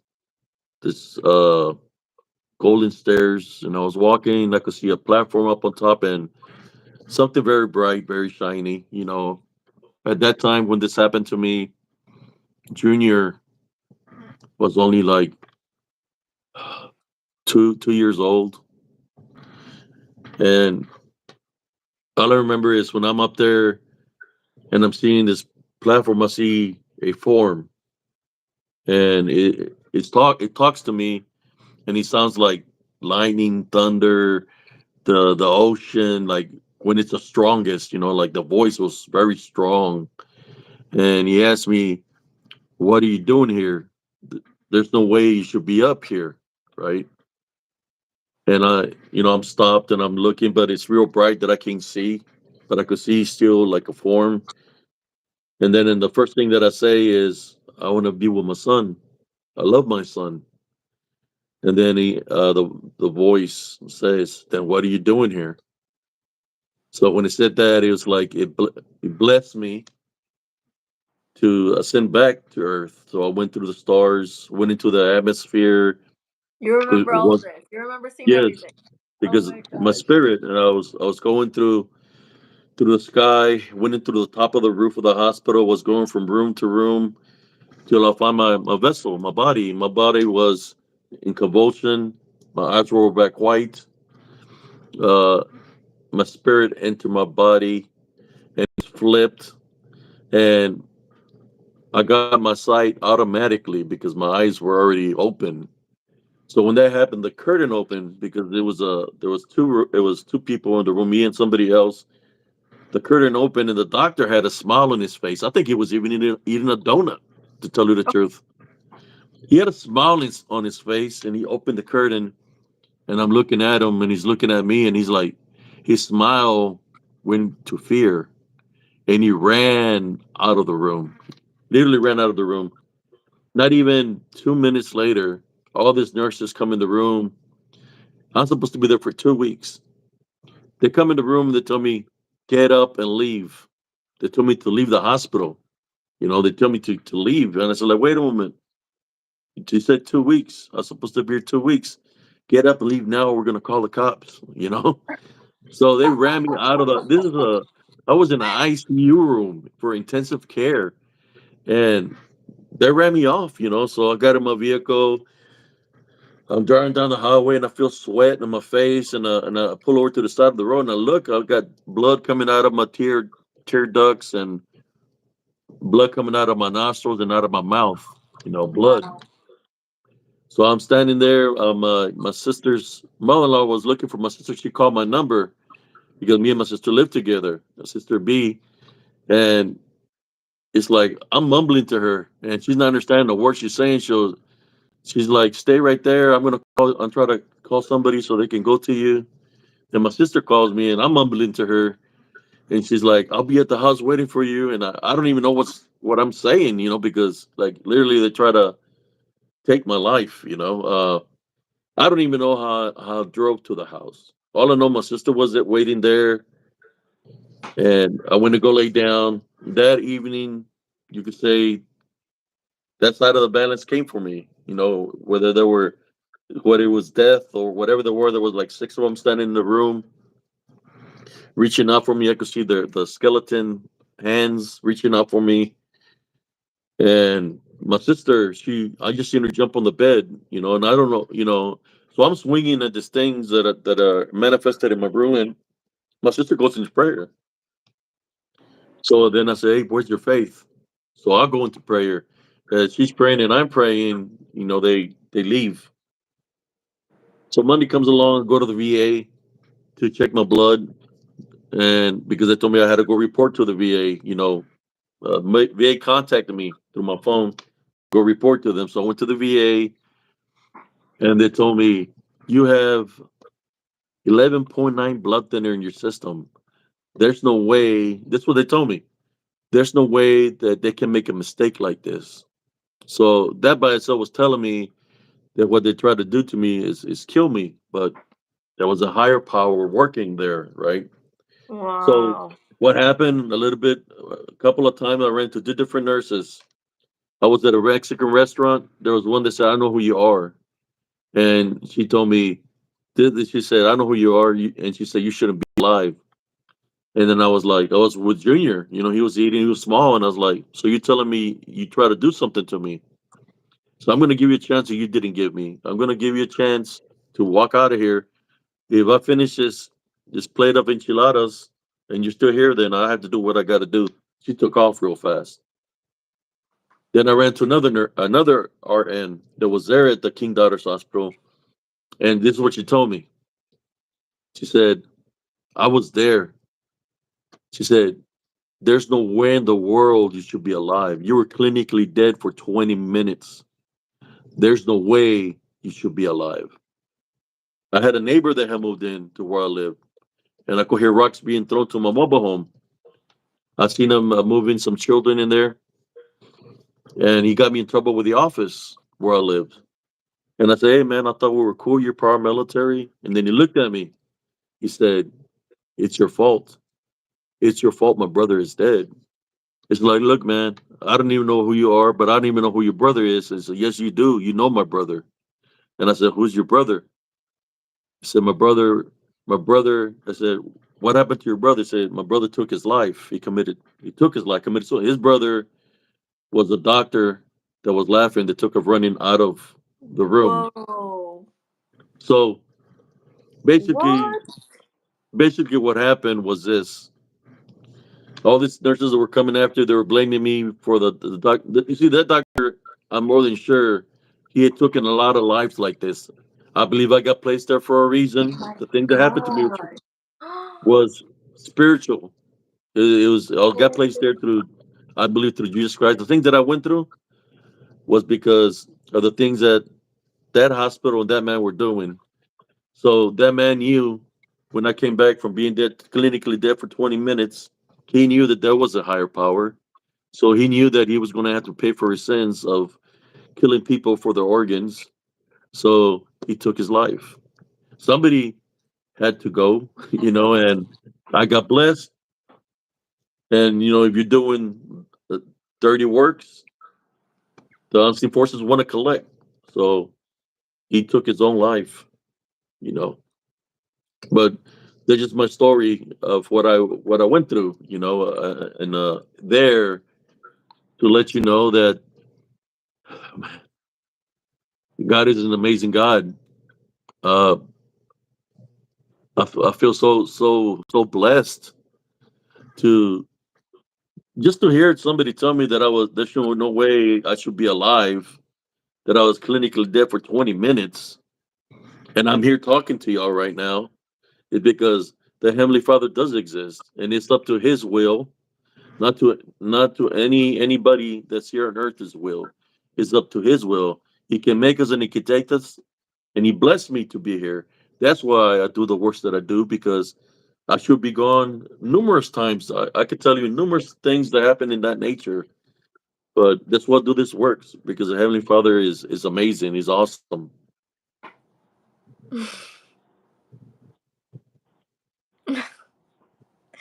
You've got a lot of stories. Like I know this isn't even like oh gosh. Like you I could tell you this: the Heavenly Kingdom is very beautiful. I did not get to enter the Heavenly Kingdom. You could say I was on the outskirts of the Heavenly Kingdom. So if the outside looked beautiful, I could only imagine what the inside of the Heavenly Kingdom is. He blessed me to come back with Junior with my son. My son is now 22. Uh, I could have been out of his life and not even been in his life, but I just thank God that as you know, sisters, I raised Junior up, my son, so he's 22 now. So I just feel so blessed, man. Like something like in that manner, there's nothing that money can replace. That's money can replace that. When you get blessed that way, it's something that you have the bond with Jesus Christ, and you never forget the things that He does for you. That you're going to continue to do the works. If somebody needs spiritual help, you're going to be there for them because He's been there for me. So that's why I do the works that I do.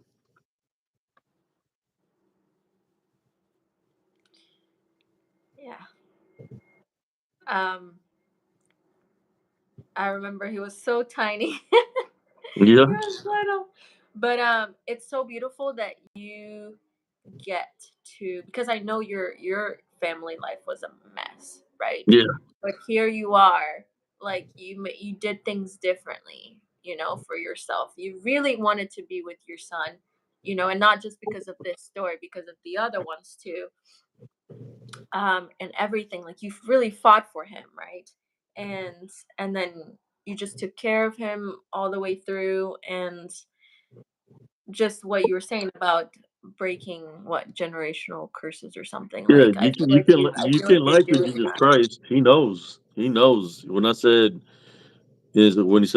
"What do you want?" and I said, "I want to be with my son." He knew that was true love. That I was being truth truthful to him. So he blessed me to go back to my son. If I would have been up there and I would have been lying, well, I don't know where I'll be right now. But all I'm saying is that I was speaking in truth, and he blessed me to come back and to continue to be here. And I'm here, still going strong spiritually, making videos. I've come a long ways.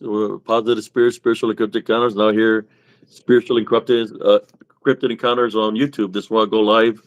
I do late night live, Sister Aska, because there's a lot of people that are awake because I feel that some of them are being spiritually. That's when most people get spiritually attacked is at nighttime. So I make my videos at night. Uh, and this is the first video I make during the day, and I see I still got a lot of viewers, so that's pretty awesome.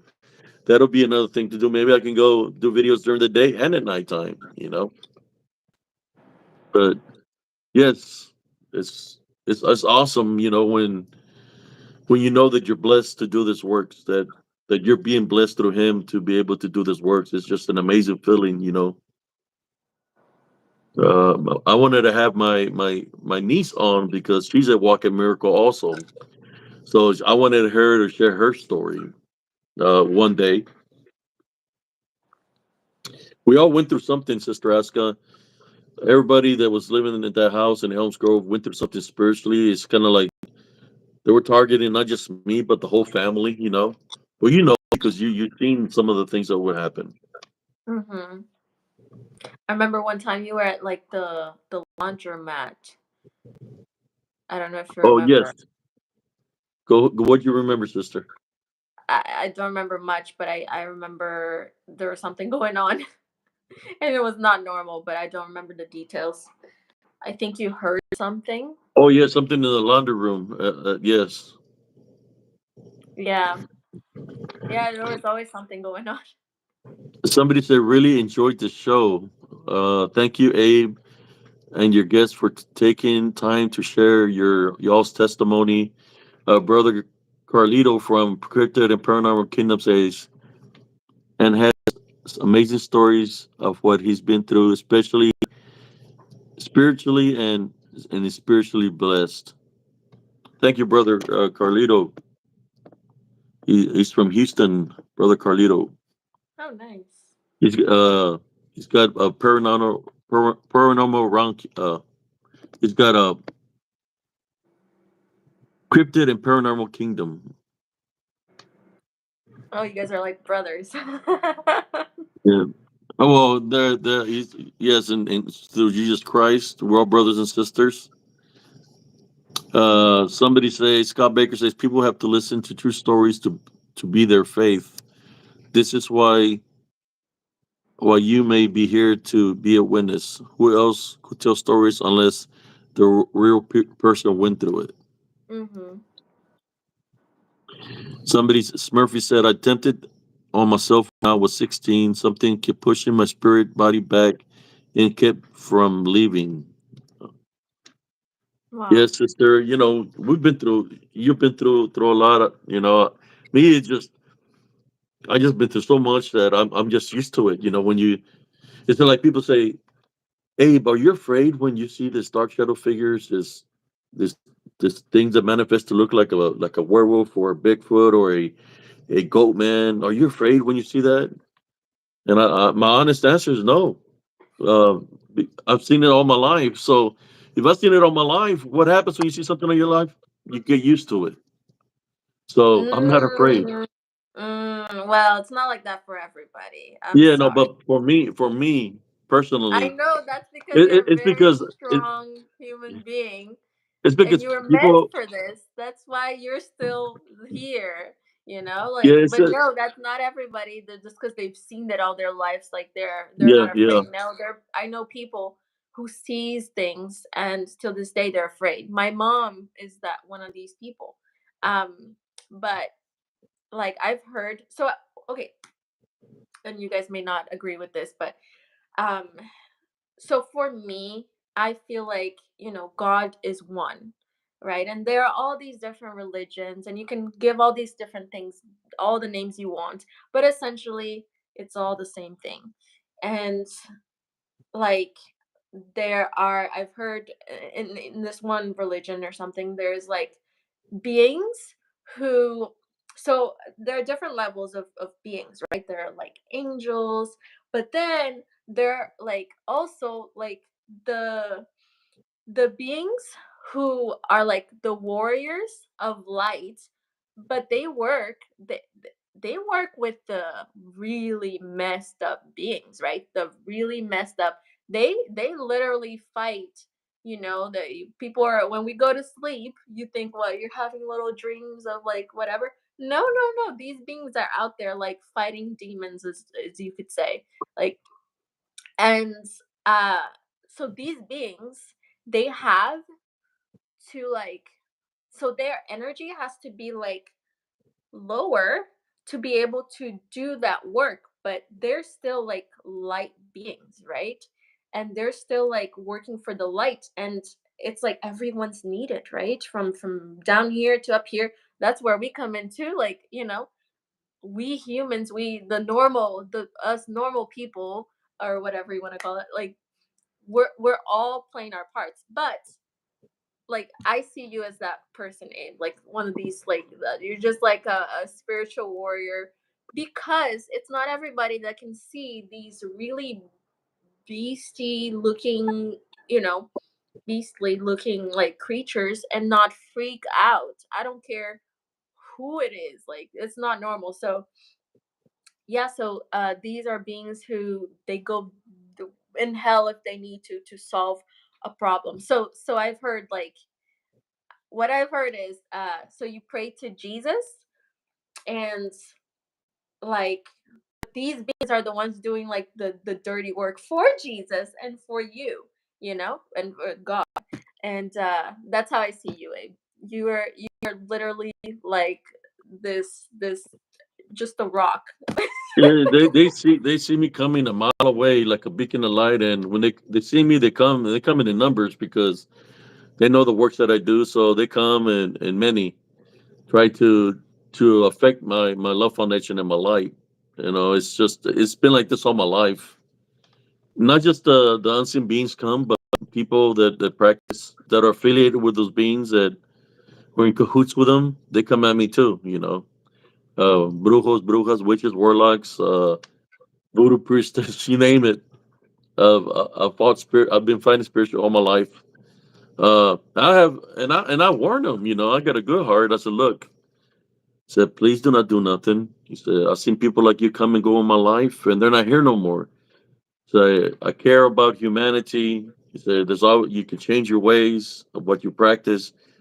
Just please don't try to do nothing to me in a negative way, because if you do, it's going to go back to you because I don't accept it. And there's some that listen, and there's some that don't, and the ones that don't, they're not here no more. But I'm just. It's been, imagine this: people that are trying to wish something bad against you because they got some deal going on, and they're doing to the witchcraft and necromancy, but they literally kill themselves because you don't accept the negativity, and it goes back to them. And whatever they summon or whatever, right? They're trying to collect somebody's soul, right? Because that's what they do. So it backfires, and they lose their own soul because they come up against us in a negative way. Sometimes those bad things that they do wish upon us is death. So it goes by what they throw at our way. And that's beyond my control. That's Jesus Christ taking care of the enemy. He's the one that handles them. Hmm. It's just I've learned to not accept any form of negativity, deflect it. I'll say God bless you, I love you. I'll go into prayer, say the deliverance prayer. Or if it gets too out of hand, I go and say I type on and rebuke in Jesus Christ's name. But you know, I always prepare myself before, during, and after. I prepare myself spiritually by praying before I go to, either if I'm going to investigate or go cleanse the home or help out somebody spiritually. If things start getting out of control, where activity starts picking up during, I go into prayer. If I have to type on a rebuke because there's a lot of things surfacing up, I'll do that, and then at the end, I'll do another prayer for nothing to follow me home, for nothing to try to attach itself to me, and I Hmm. command it through Jesus Christ that is not welcome to follow me or to affect my vessel. So we have to prepare ourselves in that manner. Yeah. So I think I mentioned a little bit about like my brother. I think Yes. uh he's just I think he's got some sort of attachment or something, because you try to get him help, help that will improve his life, and he can't make it to the places he needs to be at. Like it's like it never, he always avoids it somehow. And at this point, I just don't think it's like him, like, and even like his girlfriend, she can like feel things. She feels things sometimes, and she seen things, and she's had attachments before, like an attachment before, and she feels like, that's what's going on too. So what do you suggest for situations like that, just, for anyone who might I do would similar suggest thing? for the first of all, wherever he resides, for the homes to be spiritually cleansed, because sometimes those negative attachments are roaming in the home. So I would do a cleansing of the house, uh, place crosses on the doorways and windows and passageways where he sleeps. And try to get rid of the unclean spirit that's there. Will be the first step. You place those 70 crosses to protect the home. So if there's something in there, you take authority over it. Whoever's the head of the household, to get rid of any negative energies in there. To leave. Then the second step would be to do a cleansing on him. I would do place spiritual heavenly crosses on him from head to toe, and I will pray for him. If there's anything unclean, for it to leave his body, that it's not welcome there, that he doesn't, and your brother has to say, you're not welcome to be around me or near me. Take authority over it. But we'll pray for him to cleanse. And the other extra measure, that something that I've learned from a long time ago, and which I use sometimes, is the egg, the ojo, the cura de ojo, which is an egg. And what the egg is you place the heavenly crosses with the egg, and if there's a negative attachment that doesn't want to leave your brother, it will have to go. You have to command it to go into the egg yolk. So when it goes there, then you crack the egg, and whatever was wrong with your brother, it might be in there. But that's if it's to that extreme, that what he's going through. But everything has to be, through Jesus Christ. All the works that you do have to be through Jesus Christ. That's what I would suggest for your brother. I know it's been like that ever since I known him. Like kind of like to himself. You want to pray for your brother right now, sister? Oh my gosh, yes, let's Okay. do that. Uh, what's your brother's full name? Artist Camille de Arruda Muniz Moraes Barros. Okay, we're gonna pray for him at this time. Heavenly Father, I would like to pray for Aska's brother and his girlfriend. Um, at this time, as we pray for them, we'd like to place heavenly spiritual crosses on where they reside, on the doorways, on the windows, any passageway, and whatever the unclean spirit is there at this location. I am seeing spiritually. It's showing me a living room, so we're placing heavenly spiritual crosses in this living room, on the doorways and on the window. Uh, we're taking authority over you in Jesus Christ's name. As we place heavenly crosses also on our brother from head to toe, and in his girlfriend. We take an authority over you. You are not welcomed to be in his house anymore. We tie, bind, and rebuke you in Jesus Christ's name. You're not welcome to affect the household or the members of the house. We take an authority over you in Jesus Christ's name, and we're calling upon the Holy Spirit and the heavenly angels to do a cleansing of the house, which is a foundation, and the immediate foundation of Sister Oscar's brother and the girlfriend, for nothing to attach yourselves on them, because you're not welcome there. And we type and rebuke you in Jesus Christ's name. This I pray. In Jesus Christ's name, amen.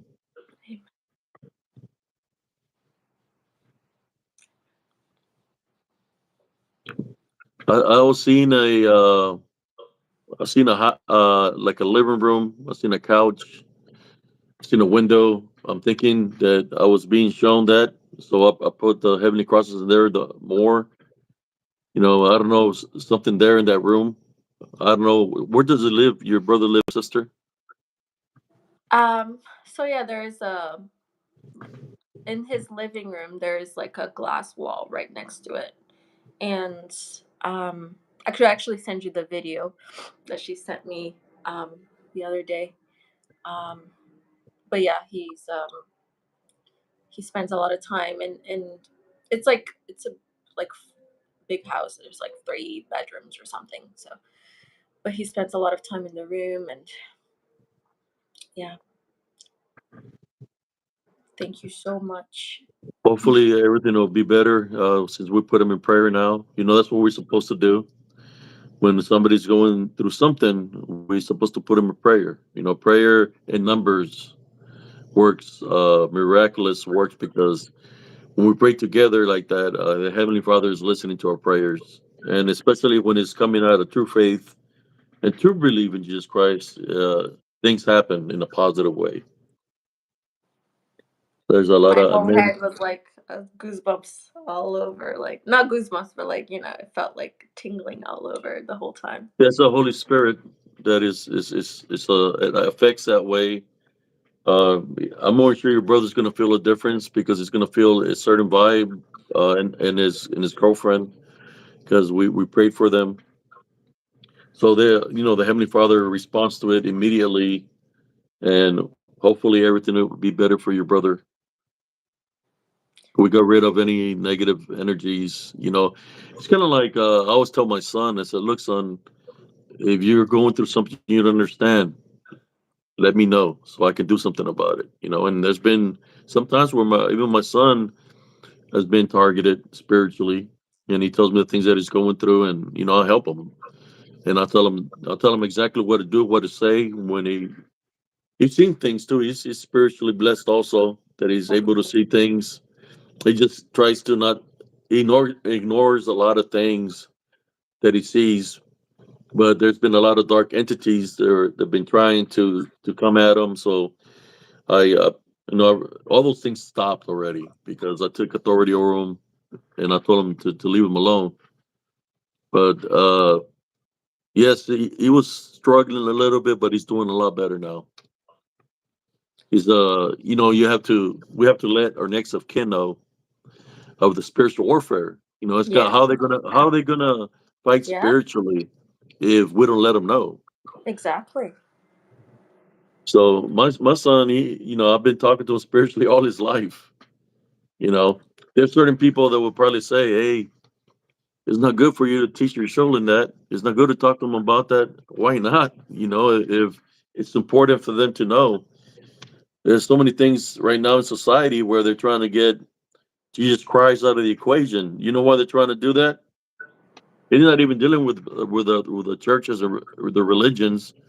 They're originally trying to do that because that's the only way we're going to be able to survive the unseen forces when they manifest and they come full effect. People are not going to be able to know how to fight spiritually. So Well, that they're going to actually be makes a lot of sense. they're going to be overrun. They're not going to be able to because they're not going to know Jesus Christ. When I was growing up, we would pray every day before we start class. So it's like people know they don't want people to know Jesus Christ, and they're doing a lot of things that were against the commandments that are put in effect, and which are setting up for failure. The people in power, the ones that are up there in the governments, they're setting up all the people for failure. That's why it's important for you, whoever's viewing here, to have your own personal relationship with Jesus Christ and place Him first, because that's the way that we're going to overcome these unseen forces is through a love foundation and through Jesus Christ. Mm, wow, that made so I'm much sense. surprised that that I'm able to talk about Jesus Christ here, and YouTube allows me. I thank YouTube. If there's any YouTube people here, and I know YouTube, there's other beliefs in other countries, but it's not about that. It's not about the different religions. It's about we have to be united together to be able to fight. Because this, when this surfaces up, it's going to be worldwide. So we have to surface up as brothers and sisters in Christ, and be able to unite together to be able to fight the spiritual war that's to come. And the only way we're going to fight it, it's not going to be through fists or through weapons. It's going to be through Jesus Christ. That's the only way we're going to be able to overcome it.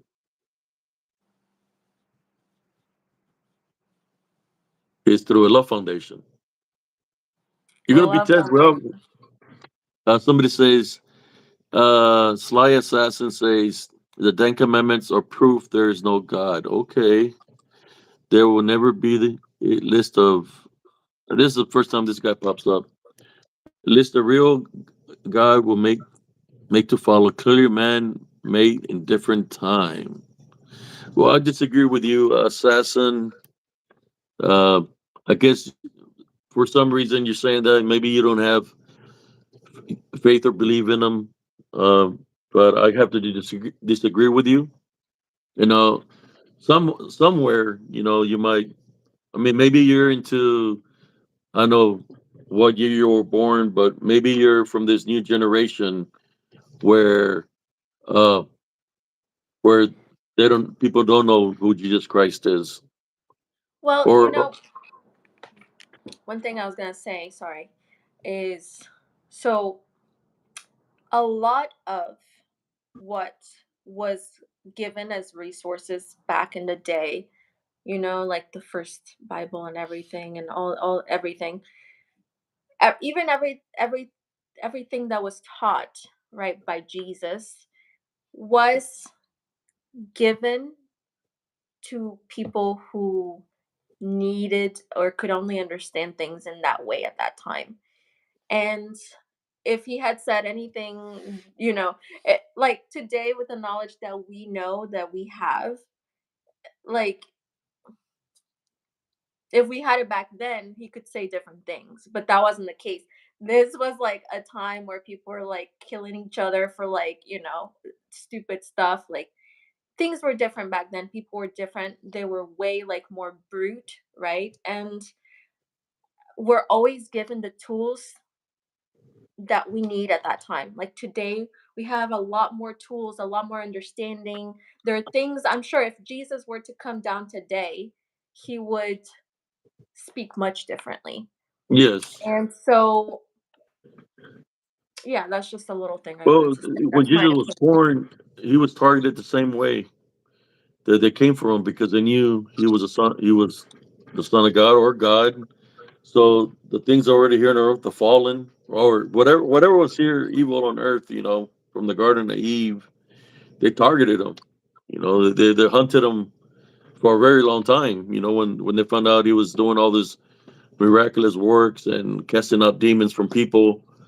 That's why they did what they did. But what they don't understand is this: all these people that don't believe in Jesus Christ and they dwell in something else. It's like Jesus Christ is the Alpha, the Omega, the beginning and the end. The God is the beginning, the end. Do you honestly think that he suffered like he suffered if if he kind of manifests to be here on earth, but he's a spirit? You know, uh, how should I say? He say he died for our sins, right? Uh, I've seen how the DDN manifests in and out of our reality, right? In which they look real, but they're not real because they're in spirit form. So if Jesus Christ is God and he was the Alpha, the Omega, and he placed himself here, if you remember when he was on the cross, he says, "Don't forsake them. They don't know what they do." What does it mean when he said they don't know what they do? That means that those people had to be demonized. That they don't know what they were doing because they were being controlled by something else. But spiritually, you know, it's kind of like that's how he people started believing in him because of the miracle works that he was doing. But spiritually, he was the Alpha, the Omega. Did he really die? No, he's been amongst us all this time. You remember when he came out of the tomb that he was in spirit form and all these people were seeing him. It's because he can't die because he's the beginning, the end. So he's got those abilities. The Watchers, and there's certain verses in the Bible where angels will surface up and take form of humans to send a message to people. Right? Just because they look human, does it really mean that they're flesh and blood? No, they're still in angelic form. So really, he would surface up in that manner to he was doing everything for a reason, spiritually. But all I know is that he's still alive. He's alive. He's alive. He's been alive all this time. Even when he went through what he went through in the flesh, his spirit was as strong because he had the love foundation that that he continues to live. He's not literally dead. He's been alive spiritually amongst us all this time. You see some of the comments here, but that's how great he is. The demons and the Lucifer. That's why they got casted out from the heavens. They thought, they try to place all these things in place, but they just don't know that he's always many steps away because he is the the the beginning, the end. He's the creator, so he knows things in advance. But that's why I believe in Jesus Christ big time. Uh, when you say I type on the in Jesus Christ's name and you see something that's looking like a werewolf, and it just disappears in thin air because it's demonic. It just manifested to look that way, and you see a puff of white smoke, and it smells like sulfur, or sometimes it leaves a pestilent smell, like real nasty smell, like sewer. But then you know that it's fleeing when you say a type under rebuke in Jesus Christ because they're afraid of the Heavenly Father of Jesus Christ, so they flee. So for anybody that But when you say this, I just gotta warn you. When you do this, you have to do it in true faith and true belief in Jesus Christ. Because if you're trying to cast something, an unclean Yeah. spirit out of somebody or something demonic out of somebody, and you're not doing it sincerely and you're not prepared spiritually, where you might have an opening of fear, anger, vengeance, and there's a spiritual opening that they can attack you if you have a spiritual opening. So I suggest when you do some of the works, make sure you close any kind of openings that you might have when before you do the spiritual works, because they can try to attack you if you're not spiritually ready to do these works. That's why I always tell y'all here, like all throughout my videos, so if you're seeing something that looks beastly, don't believe in it. Because if it's demonic, that's a spiritual opening because you're believing in it, even though it's manifesting a certain way. If don't anger, because that's a spiritual opening. Don't fear it, that's a spiritual opening. And of course, if you have unforgiveness, that's a spiritual opening. So you have to do all these things that I'm saying in order to be for you to be able to fight something in that nature, to be able to fight it spiritually. Because if not, it can try to attack your vessel. I mean, that's just my words of wisdom and knowledge that I can share with y'all. When you're doing the spiritual work, you got to prepare yourself, and when you do it, uh, just make sure you're on the right path in life. And it's hard in this world to be in that path where I got used to it after fighting in Elms Grove for so long. I had to watch those openings to make sure, and it was hard sometimes because imagine this: you're trying to maintain love foundation, and people are coming at you that they're using, swinging at you, hitting you. Which that happened to me a lot there. And I want to hurt nobody because there were loved ones, right? But Those unseen forces were attacking people that I loved. They're using them to come up against me. So I didn't I didn't blame them for their actions. I just would pray for them. And it's like I knew that it was trying to cause division, chaos and havoc because it was trying to bond the household. So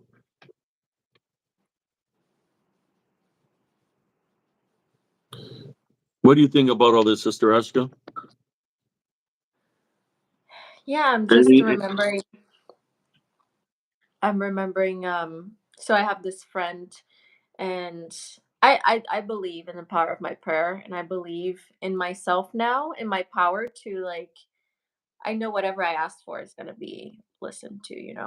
So my friend was depressed, and I remember I went to his place, and I cleaned everything, and um then I did a cleansing of the place with sage, and then I put a little incense, and then I just got on the floor, and I put on some music, um some some music that had lyrics like, I banish, like banish all the bad, the evil. It was in Portuguese.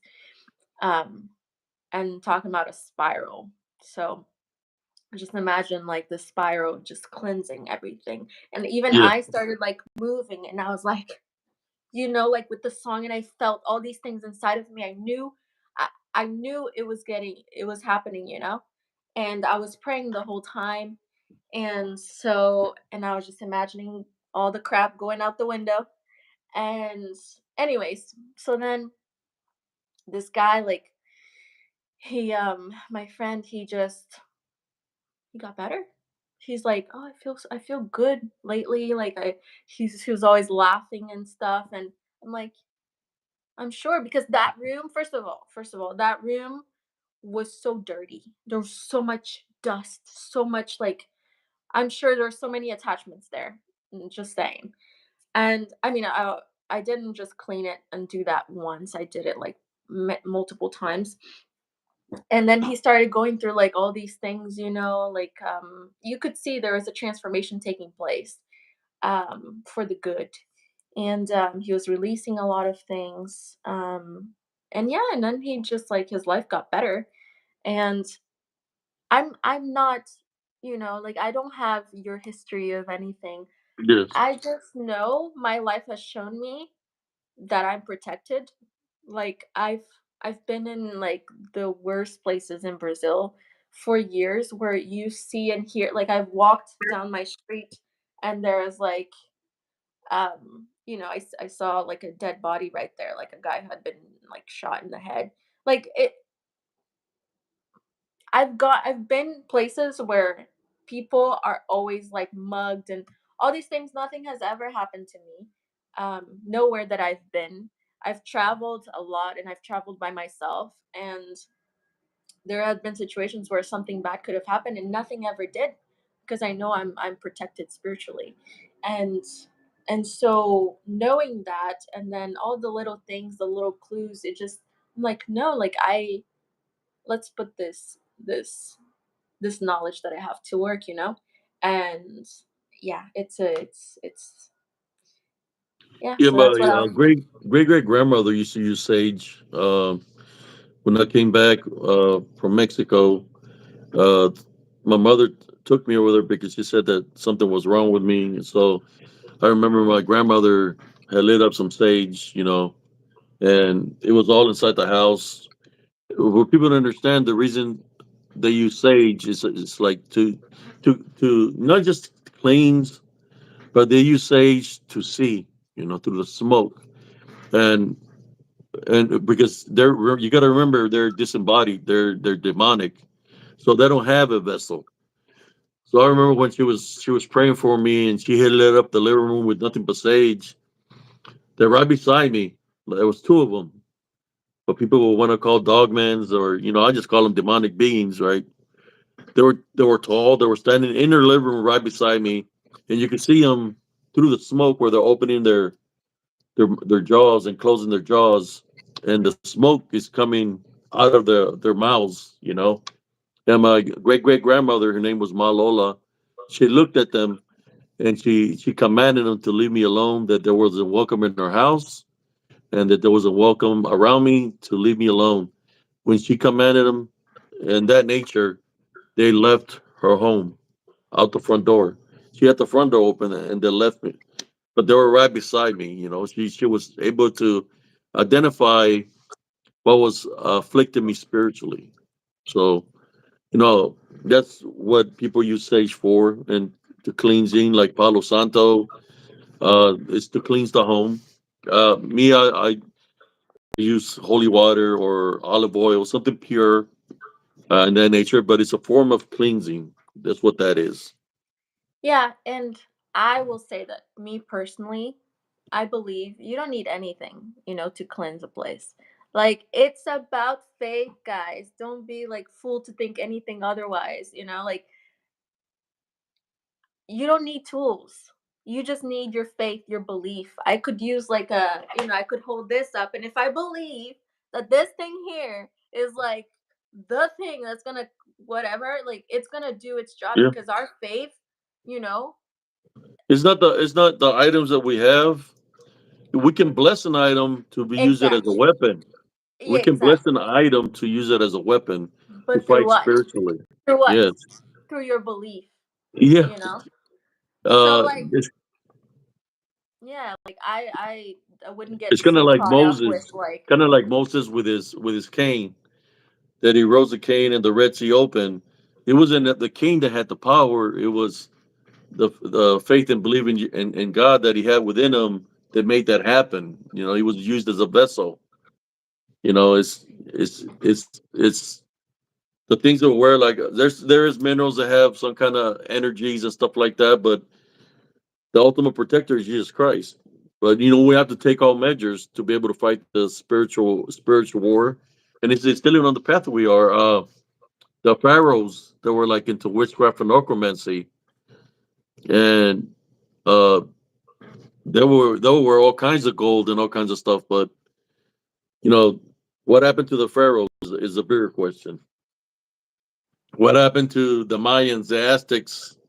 I think all of them what happened to them is when the Great Flood happened. A lot of them were doing a lot of bad things. They were killing people, sacrificing people, and enough was enough. And things, people, when there's no good, then the Heavenly Father, what did He do? He cleans the land with what? With water. When it rains, sometimes, that means that the gates of heaven are open, and you might have some activity happening the day before in the evening, and then when it rains, God's letting you know, I'm blessing your home, blessing your property, so nothing will be able to come to your property. You have to see it in a spiritual aspect. But that takes time. You have to go through. Like Sister Aska, she's young and she's growing, and she's very knowledgeable. She's For her age, she's very knowledgeable. I would say, I mean, I would already been through a lot of things around her age. It just being in war and all that, it kind of like changes somebody's your path in life. But I knew that what my calling was. Not that I was ignoring my calling. I just I didn't know when I was going to do what my works, but eventually I was going to surface up, and which I have been surfaced up for a while now. I'm not afraid to play Jesus Christ first. I'm not afraid to pray and worship Him. I'm not afraid to talk about Him because I believe in them.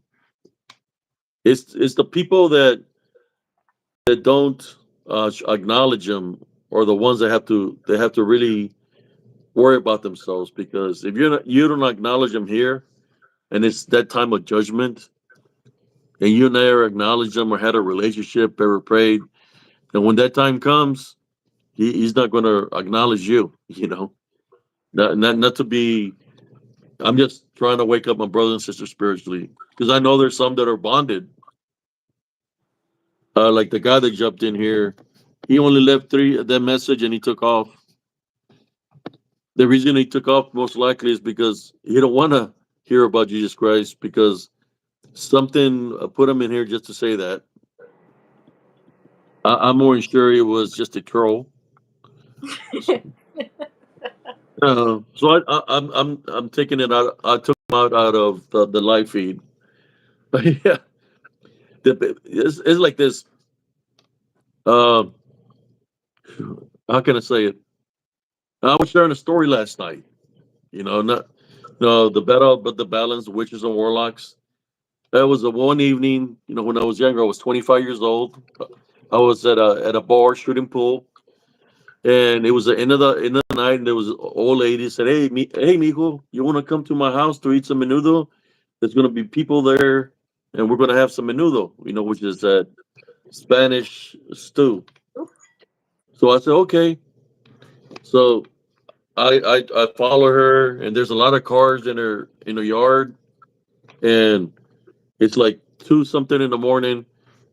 I go in and said, you can sit down right here. She had a long table. So I sit down there and she brings me a bowl of menudo.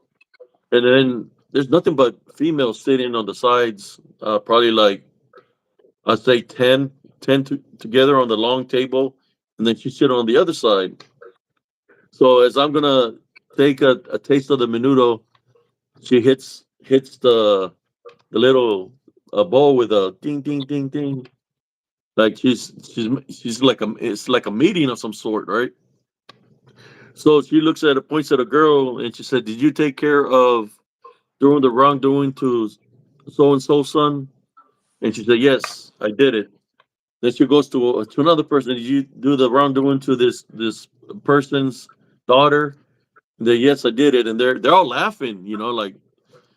So I'm stuck in a place where it's witches, right, brujas, and they're having a meeting, and they're talking about all the wrongdoings they're they're they're doing to people, right? So I'm hearing everything they're saying, and I get my bowl and I put it to the side, and I'm just listening. I'm sitting there, like I said, God placed me in places. I'm just there listening, and they're laughing and they're crackling up because they affected somebody spiritually.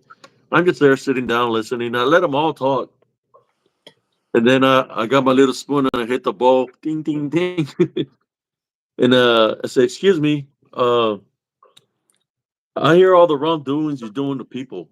I just want to ask you all one question. What if these people are being protected by Jesus Christ? They all get up, they start running around all crazy. Who is he? Who is he? They start jumping out the window. I mean, out the front door. Like all of them are taking off, and What? they're all taking off. And it's just me and the lady that invited me just looking at each other. I'm on this side of the table, and it's like, did I say something wrong? It's kind of like, did I do that? like like Steve Urkel. But the reason they were running around there, the way they were running around is because of demons that were within them. They were bonding them when they heard Jesus Christ. That's why they took off running like that. All those, all those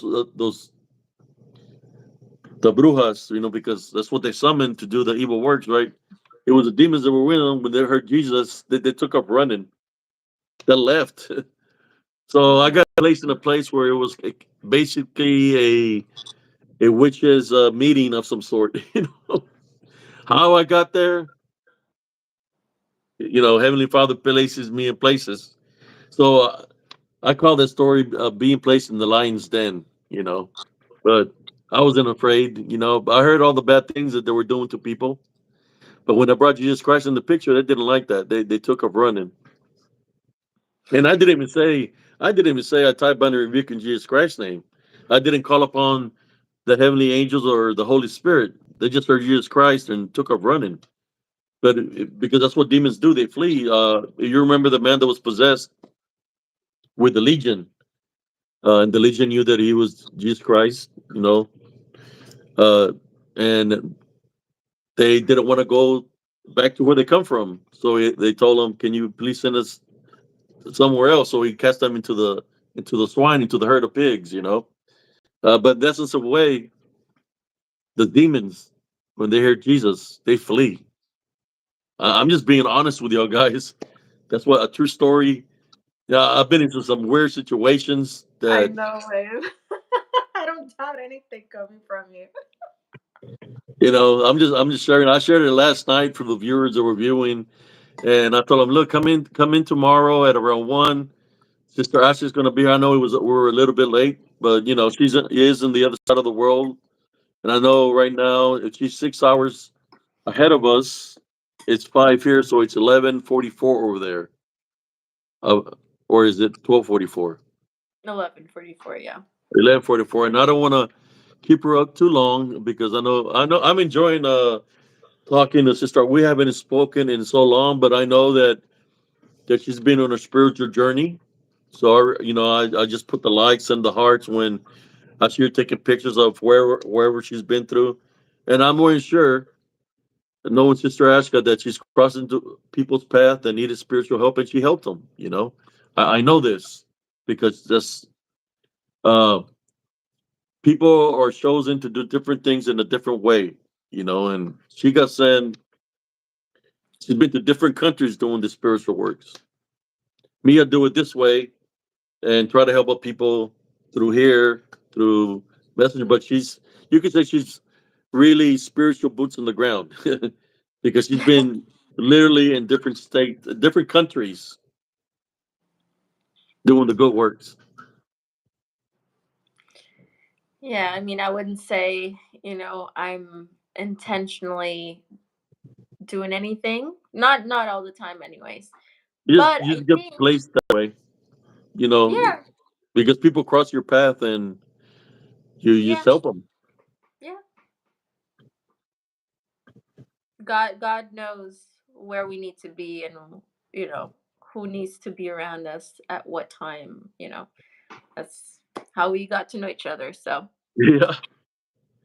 And see that if that was in 2015, I believe. How old were you then, Sister Aska? That's that was 9 years ago. Was it 9 years? only Or did nine? it? Hmm, Oh, it was gotta be 2015. more. We're 2024. Or was it longer than that? Was it before 2015? I would believe it's longer Yeah, than that. It because feels Junior like was forever at small. least. Yeah, it was longer than that I've been knowing you. Probably since 2010, maybe. How old were you when?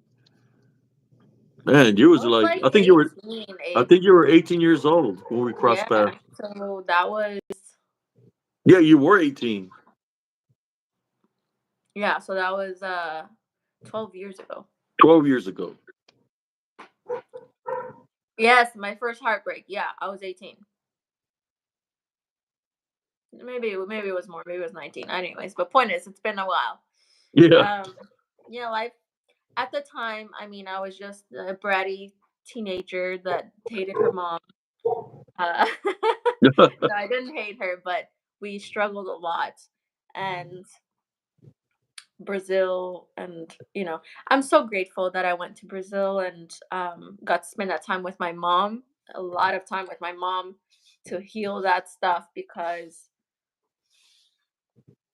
I think I saw something today saying, like, if you don't have a good relationship with the first woman and first man in your life, like, who are you going to have a good relationship with, you know and it's Yes. so true. So I've learned, I think I've been one of the few siblings that I have that's learned to truly love and accept my mom for, the wonderful woman that she is, and understand that, no one is perfect and everybody has flaws, including myself, and just accept people where they're at and love them for who they are and who they choose to be, and understand that they're exactly who they need to be um at that time. And yeah, so, and you only understand that when you love and accept yourself, with your flaws and as Yes. you are. And that's kind of like how you get rid of the flaws, because you're loving them, and then they sort of like kind of ease out. Like you're just,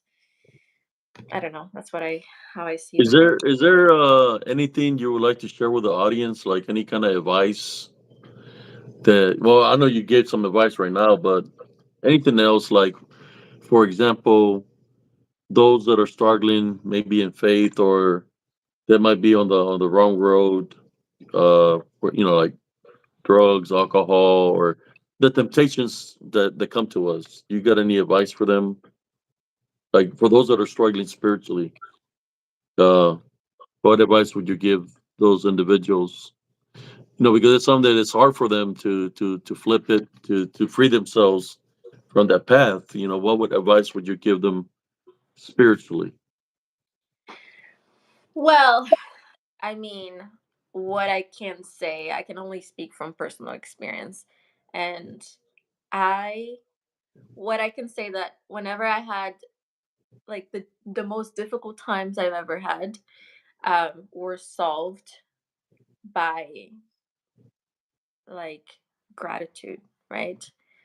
And love, a deep feeling of gratitude and love. And that's hard to do when you're going through when everything in your life is just falling apart, right? Like you're afraid you're gonna lose your dad. Your neighbors hate you and they're like bullying you all the time. Your health, you can hardly breathe. You think you're gonna die. Like the roof is like I'm just telling you everything I was going through at that time. Like I said, the like I had a room. I was lucky to have a room, but it was just like water was dripping down and stuff. There was like fights going on every single day in the house. A house with 9 people, and meanwhile, you're like in your 20s, and you're like, "Whoa, this is my life," and you feel trapped. You're trapped, and you think there's no way like out of it, and love is the way out of it, Yeah, and appreciation is the way out of it. Because I know that as hard as it is to go be good, like go through whatever it is that we're going through, because we each have, different levels of,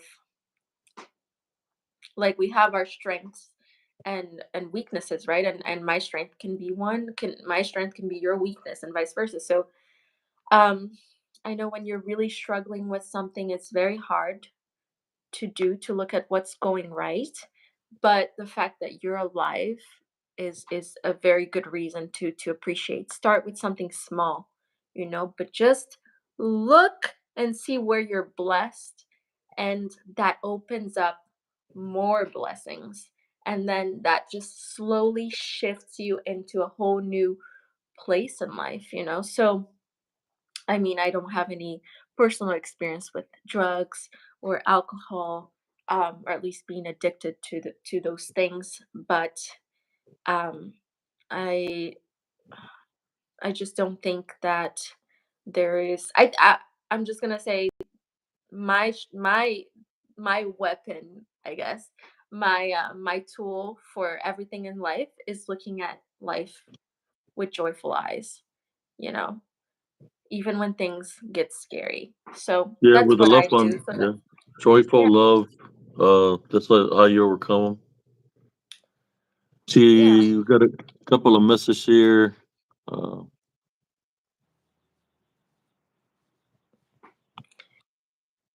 Alex says, Abe, your necklace is dope.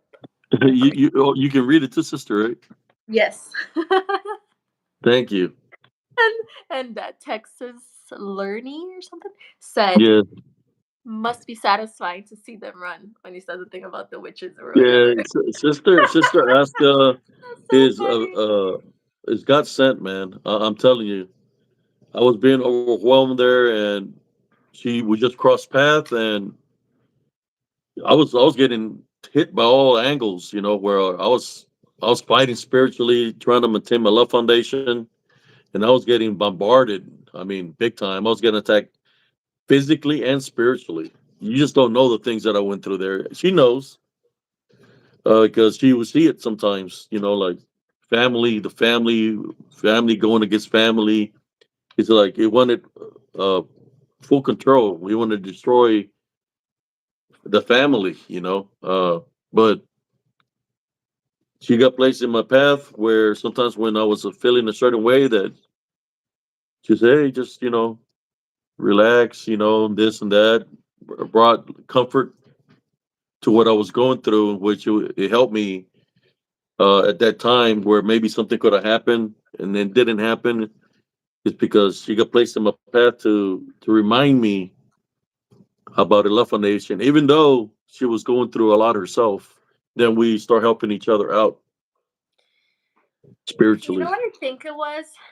I think because like I've always people always tell me that you have such a pure heart, like you're so like they say I'm innocent. Well, I wouldn't see myself that way. I wouldn't say that, but I do not think I know my heart is pure. And at that time, oh my gosh. Like I didn't know, I didn't really that's when I was starting to see the bad things in the world, you know? Like I really had a very what I would consider a very like privileged life before then, which wasn't exactly most people's standards of privilege, but for me coming from Brazil, a little village thing in Brazil where, reality is completely different. I was privileged because I went to the US and I had an apartment and standard living for me was a huge privilege to go to a school and learn the language and have, you know, uh, You had that you had some military like cadet school, right, or something like that, and when you were in high school. yeah, yeah, I was absolutely in love with it. Um, that's what I would have done had I stayed in the US. But I think that it was important for me not to be in that because man, the power thing was getting to my head. I know it's just high school, but I was really good at what I did. Like I was really it really worked for me, like the whole military style thing. And so got so many awards. I was moving up in rank so quickly and that stuff gets to your head. And like after I graduated, I could have easily gone into that. But I went to Brazil instead, and that's when I learned so much, right, about life. And like, if it wasn't for the struggles, I would not appreciate anything today.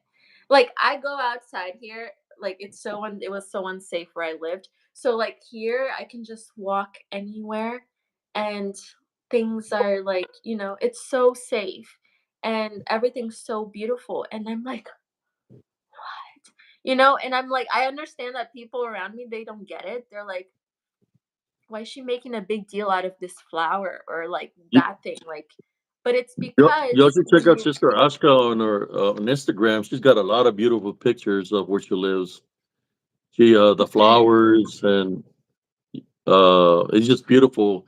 When she was going to New in England, and she would just play some amazing pictures. That I was like, I remember like when I was in Europe, especially Germany, how everything looked over there. So some amazing pictures that she has, and she's in tune spiritually to Mother Nature itself. That's all I can say. Uh, but she's special. oh no, I mean, I'm so like nature is my thing, right? Like I So just it's a lot different than living in Brazil, where you live now. Like oh my gosh, three yes. like God placed you somewhere where you're gonna be safe. You're not gonna feel the heaviness of the danger where you were living in Brazil. Brazil is there's a lot. It's like a lot of bad things that happen there, right, sister? Yeah, so the region where I live is definitely where the worst, one of the worst regions to live in. South of Brazil is much better. But where I was at, like you can't even carry your phone outside the street. So pretty much that whole like all the 8, 9 years that I lived there, I was so scared all the time. Not so much for me only because my family was scared. We'd lock all the doors. I would just like not even get outside much. Like I had only to go to work and then when I was in college, when just college and then back home. And I remember this one day, like I didn't go to college because I would get dropped off at midnight or sometimes later than that. Um, and the bus would drop me off. And this one day I didn't go. I'm not even kidding you. There was like I heard 5 gunshots coming from that Wow. direction, but I didn't know what happened. I think Straight I tears. That's think that. I I think I think I remember told that day. you. Yeah, I remember that day about the gunshots. We were talking when that happened, I Yes, think. I think so. I think I told you. Yeah, and it was the day I didn't go, and then someone had been like, it's just negative stuff. But yeah, so someone was killed there. But that's why I tell you, I'm like protected. That I've already understood. So yeah, but life is yeah, life is whatever. That's the thing. That's one thing I learned. One huge thing I learned. We have all these possibilities. Whatever we focus on, truly that does expand. I know people say that, but it's not a joke. Okay? If you want help from God, you got to help God help you, right? You have to be in sync with the good spirits, the good energies and God, because God is like such high vibration. And you know, they can't help you if you don't help them. Like you need to kind of reach out to them and they'll Yeah. reach out to you, you know? But if you're there in your little, personal hell, and you don't want to get out of there, like you don't want to change anything, you don't want to clean your house, you don't want to get rid of, the people who are like harming you and things. Like they can't do everything for us, because like if that's how it is, we wouldn't even be here, because we wouldn't need to learn anything, right? Like no, like we need to put in the work. These things happen to us, the good and the bad, because they're gonna help us strengthen ourselves, and they'll help us. But we have to strengthen ourselves, Yeah. and we have to grow, and we have to, like, because that's what we're here to do, I think. Experience life, but there's a transformation, an inevitable transformation that takes place. So, but yeah, you got to put in the work too. So, whenever we choose to look at what's going right, at the good, or do good, and all these things, then we're lining up with God, and then money flows into our lives, and well being flows into our lives, health flows into our lives, you know? So, yeah. Yep. I'll tell you. I always tell everybody, if you change your path in life and for the good, you're going to see the difference because God's going to bless you. I've preached this to like a couple of people, and they changed their path, and they've seen the change in their life because they went from being a certain way to doing the right thing, which God blesses them from getting out of. It's kind of like when you're trapped. Like for example, like somebody is drinking, there's a likes to drink, and you're trapped in that. You're caught up in that. But once you let go of the drinking, and you say, okay, I want change. So you want that change, you want a positive change, and that's when Jesus Christ comes in and he shows you that positive change, in which you start getting blessed. Like, whoa, this stranger just gave me this, he gave me this, and then they start getting blessed in so many ways that it's an awesome feeling. Mhm. Yeah, So exactly. they accept that change because they're being blessed, so they continue to live the right way, right? Because they know that they're being blessed by doing the right thing, in which it's here changing their life. That's how the Heavenly Father works. Absolutely. It really is. And I thought about something today, and I was really proud of myself, because like I thought, you know, girl, how many things have you done for others, and you just did it because you wanted, like you couldn't do differently, and you don't even remember. I have my memories, like, but then I'm like, there's so many little things that I do, and I'm just like, okay, I did it, and that I feel like it was my responsibility to do, like something I wanted to do, and I'm like, you know, I don't know what all these things are anymore. I already forgot, but I know there's like quite a few now, and I'm just like, girl, doing a good job. Yeah, it becomes an automatic thing, part of your life, and just know what you have to do. Whenever anything surfaces up, you just do it. It's a first to nature. You Yeah. know, that's what it is. It's an automatic thing. I was going to ask you a question. Just you were talking about that, and I just lost what the question was going to be. Oh man, that's what happens sometimes when we're talking good spiritually. That things like that happen that we lose the train of thought of what we're going to ask. Oh man, Yeah. maybe I'm getting old, Sister Ashka, Oh, and then I must I'm be very forgetting. old too because I'm so forgetful. No, I'm gonna talk about something here that's like completely off topic, but yeah, it is and it isn't because I feel like everything that's a part of life is on topic, right? Because, yeah, but I used to be vegan, right? yeah. Used to be vegan. Ah, you're not vegan no more. I'm not vegan anymore, I, and I, mhm. that's good. I mean,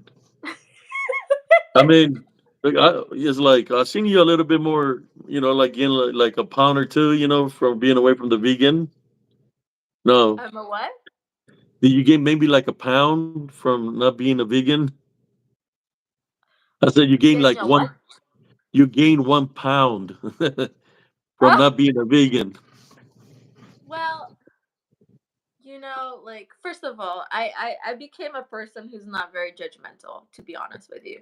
Like I trust God so much that I understand that everyone and all the things that are I think are right or wrong or whatever we see as good or bad, they're all essentially at the end of the day, they're all playing out in our favor.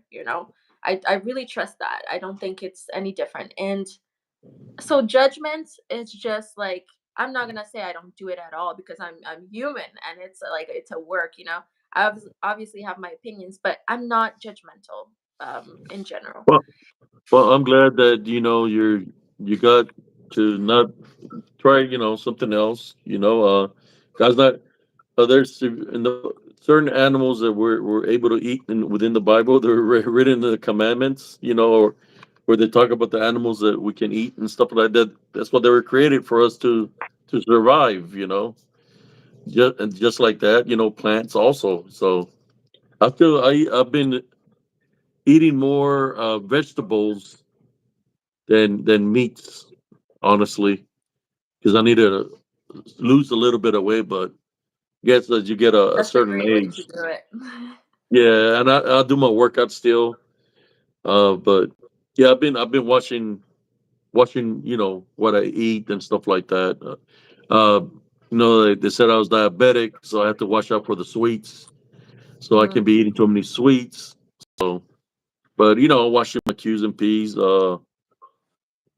I'm trying to remember the question I was going to ask you, but I totally blanked out. That's what happens sometimes when you're doing something good. It was a question I was going to ask you. I just can't remember right now. I'll probably I remember forgive you. afterwards. What was the question? I'm trying to remember the question. Oh yes. Uh, I know that you do like spiritual works and stuff like that. Also, is there any? I know you used to have pages where you used to. Do you have anything like that, like a YouTube channel, Instagram channel, or a Rumble channel that people can check you out? So, the thing that I'm doing right now is just I'm writing poems, and I want to with those poems, I'm going to publish a book, and then the sales that I Oh, I make from that, I'm just gonna take that those funds to like donate to like the people in my region in Brazil. So that's the project that I have going on right now. oh, So I'm just posting them first, and then I'm gonna create a website where people can like purchase the book, or donate or whatever. But yeah, my Instagram is I am Crystal, and that is IAMKRISTHAL because my name is my Crystal, because that's my middle name, Crystal. But it's spelled differently. So yeah, that's my Instagram, and yeah, that's what I'm doing. That's awesome. Spreading the goodness in a different way. You know, that's good. But I Yeah, don't want that's to. the stage right now. Cheesecake Yeah, is my only weakness. Oh gosh, that's my favorite dessert. cheesecake. Woof. But we've I been am a going on fan for too. 2 hours and 44 minutes, Sister Aska. I know you are you tired. What was I gonna say? You got a story or something? I mean, you shared a lot already to the viewers here on Spiritual Encrypted Encounters. Is there anything else that you would like to add? You know, because I don't want to keep you up too late. It's already what time Yeah, is it? 12:45. 12:10. Oh, 12:10. Is there a final word? Everybody hit those like buttons for Sister Aska. Uh, is there any final words you'd like to say to the viewers or to anybody in general? Well, thank you for being here. Thank you for listening. Thank you for sharing. And it's just it feels so nice, to be able to share this moment with you guys and us just sync up, in this conversation and learning and just sharing with each other. Um, it's been wonderful. I'd like to do more of this for sure. Um, and uh, and yeah, you know, thank you for existing and thank you for being you. Um, and yeah, that's genuinely what I have to say. So, in saying that, I would like to thank Sister Aska for being here today as a guest and sharing all her wisdom and knowledge. I hope you all enjoyed the show. I know she's been looking at the comments here. Uh, Somebody said cheesecake is my only weakness. Oh, that's what you were saying. I'm a little bit slow. I was like, what? That's so good. Thank Somebody you, said, Nicole. great live, brother Abe, and great guest. That's from Cryptid and Paranormal Kingdom. That's brother Carlito. He's Thank from you. Houston, Texas.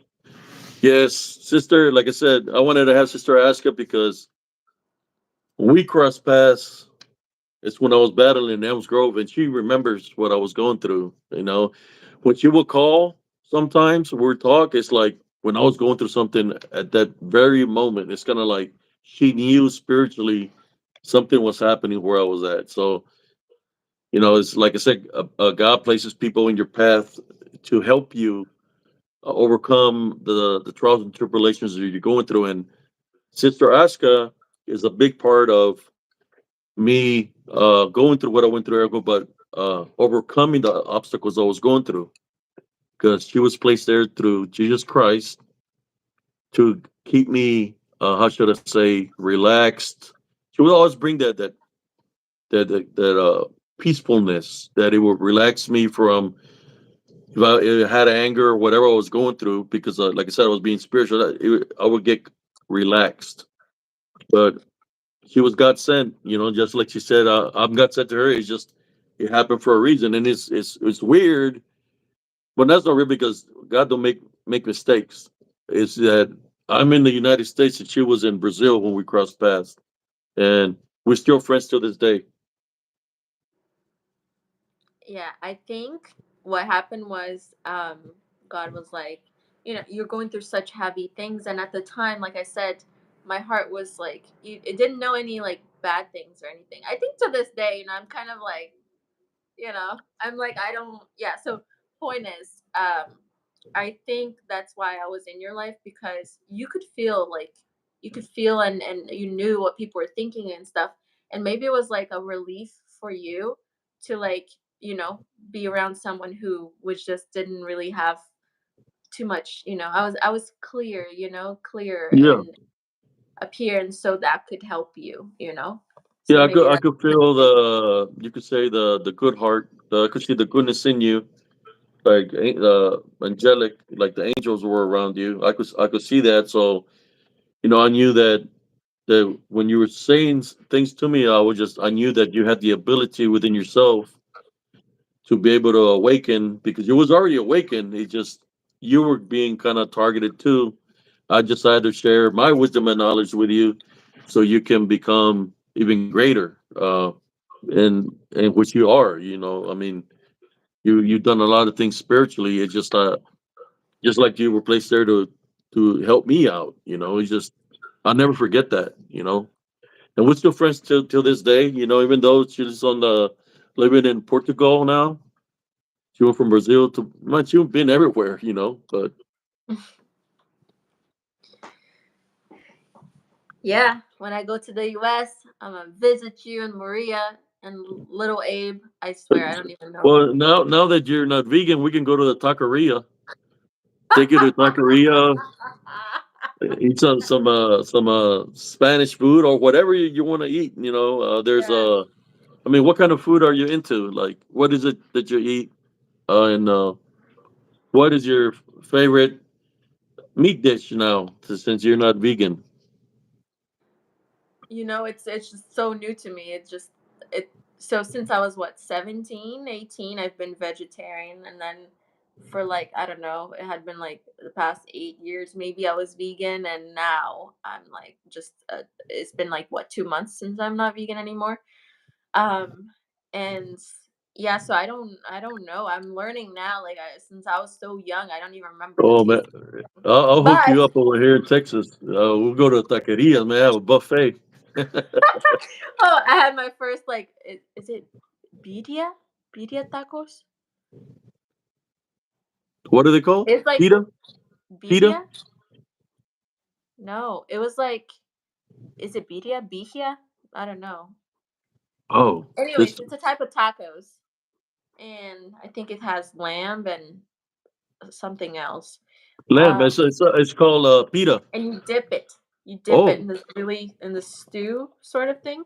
Oh, it's so good. oh man. It's really I good. know But that. my weakness was always bacon, right? Oh man. Because the So, smell so you got a and the choice taste of too. taqueria Yeah, or so I know this Diana place where knows. they get Diana. some big burgers like that. It's called the Grandmaster Burger, and it's got you can put bacon in it or whatever. Yeah, she's ever since I met her, she's been vegan, and You now just she's changed. yeah, she's like Somebody being said buy her stingy now. a chimichanga. Well, somebody said it was birria tacos. Yeah. If you haven't had it, you need to. So good. Seeing the comments here. You're welcome, brother Shu. In saying that, thank you, sister Aska. We can read the comments. I got good people that tune into the channel. They're I can dedicated. tell. Like Yeah. at nighttime when I go live, they come. I can go live at 1 in the morning, 2 in the morning, and they're there. I told them last night that I was going to go live today, and here they are. It's like the same people that have come out at night. We're like I guess night You're the owls. family now. Yeah, yeah. So Oh, that's beautiful. I love that. somebody said thank you and your guests for your all time and testimony. God bless you all and everyone has listening. Never stop reading the Bible. We need to learn something new every day. Somebody said yes, Baria tacos. Yeah, there's a lot of buffet restaurants over here too. Like you're like Cor- Chinese, Mm. Chinese food. Oof. Wontons? Come on now. Uh, oh Oof. yeah, they got You know what that, I'm and they talking have. I know you like fish and shrimp. They have. You like shrimp? about? Yeah. Yeah, they have all that, like a buffet with shrimp, fish, oysters, and what's on the weekends. Definitely. Within the next 4 years.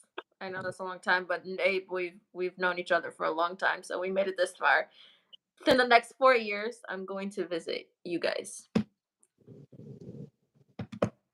And I'll continue to keep you in prayer so you could. continue to grow spiritually, sister. I mean, you've grown big time for you know everybody has to venture on their own to grow. So, Yeah. but in saying that, sister, Life has great things for us in our future, guys. yes, Our life I is know. bright. I know Maria wants to go on vacation. She says she wants to save money to go on vacation. I was like, "Where do you want to go?" I said. She said she wants to go to Las Vegas. I said, "Man, I don't want to go lose no money in Las Vegas, Come to Portugal. You have a place to stay. right?" That's I want to tell her. Sister Aska said she wants us to go to Portugal and go visit. Please do. So Please maybe do. we'll save some money Think about it. so she can get out of Las Vegas. Instead of going to Las Vegas, go somewhere else to explore. So we have Heck to get yeah. visas and all that kind of stuff. I know all the nice places. We'll eat great food. You guys gotta come here now. I'm gonna be on your case now. Somebody said, "Yeah, no Vegas, nope." No, I've heard some bad stories of Vegas. A lot of things that are roaming around over there, so I don't want to go to Vegas. I know, right? You would think so with all the crazy stuff people go there to Yeah. do. You wouldn't find good things there. But in saying that, Sister Aska, thank you for giving me the opportunity to have you on the show. Is there anything else that you might be forgetting that you want to share before we go? Yes, I love you guys. Mwah! Thank you so much for being so kind and so lovely. And keep supporting Abe and keep being a strong, tight family. And let's grow this like awesome community that you guys just created. So, yeah. Thank you, brother, sister, for tuning in. I hope you like my beautiful sister here, Sister Ashka. Thank you all for tuning in. God bless every single one of y'all and your families. Always maintain a love foundation no matter the situation. And never forget to say I love you to your loved ones or to whoever, anybody that needs to hear I love you because we all need more love in this world. Amen. Thank you, sister. God bless you. You have a good night. And thank you again. And I love you, Thank you sister. guys. I love you too. Mwah. Bye.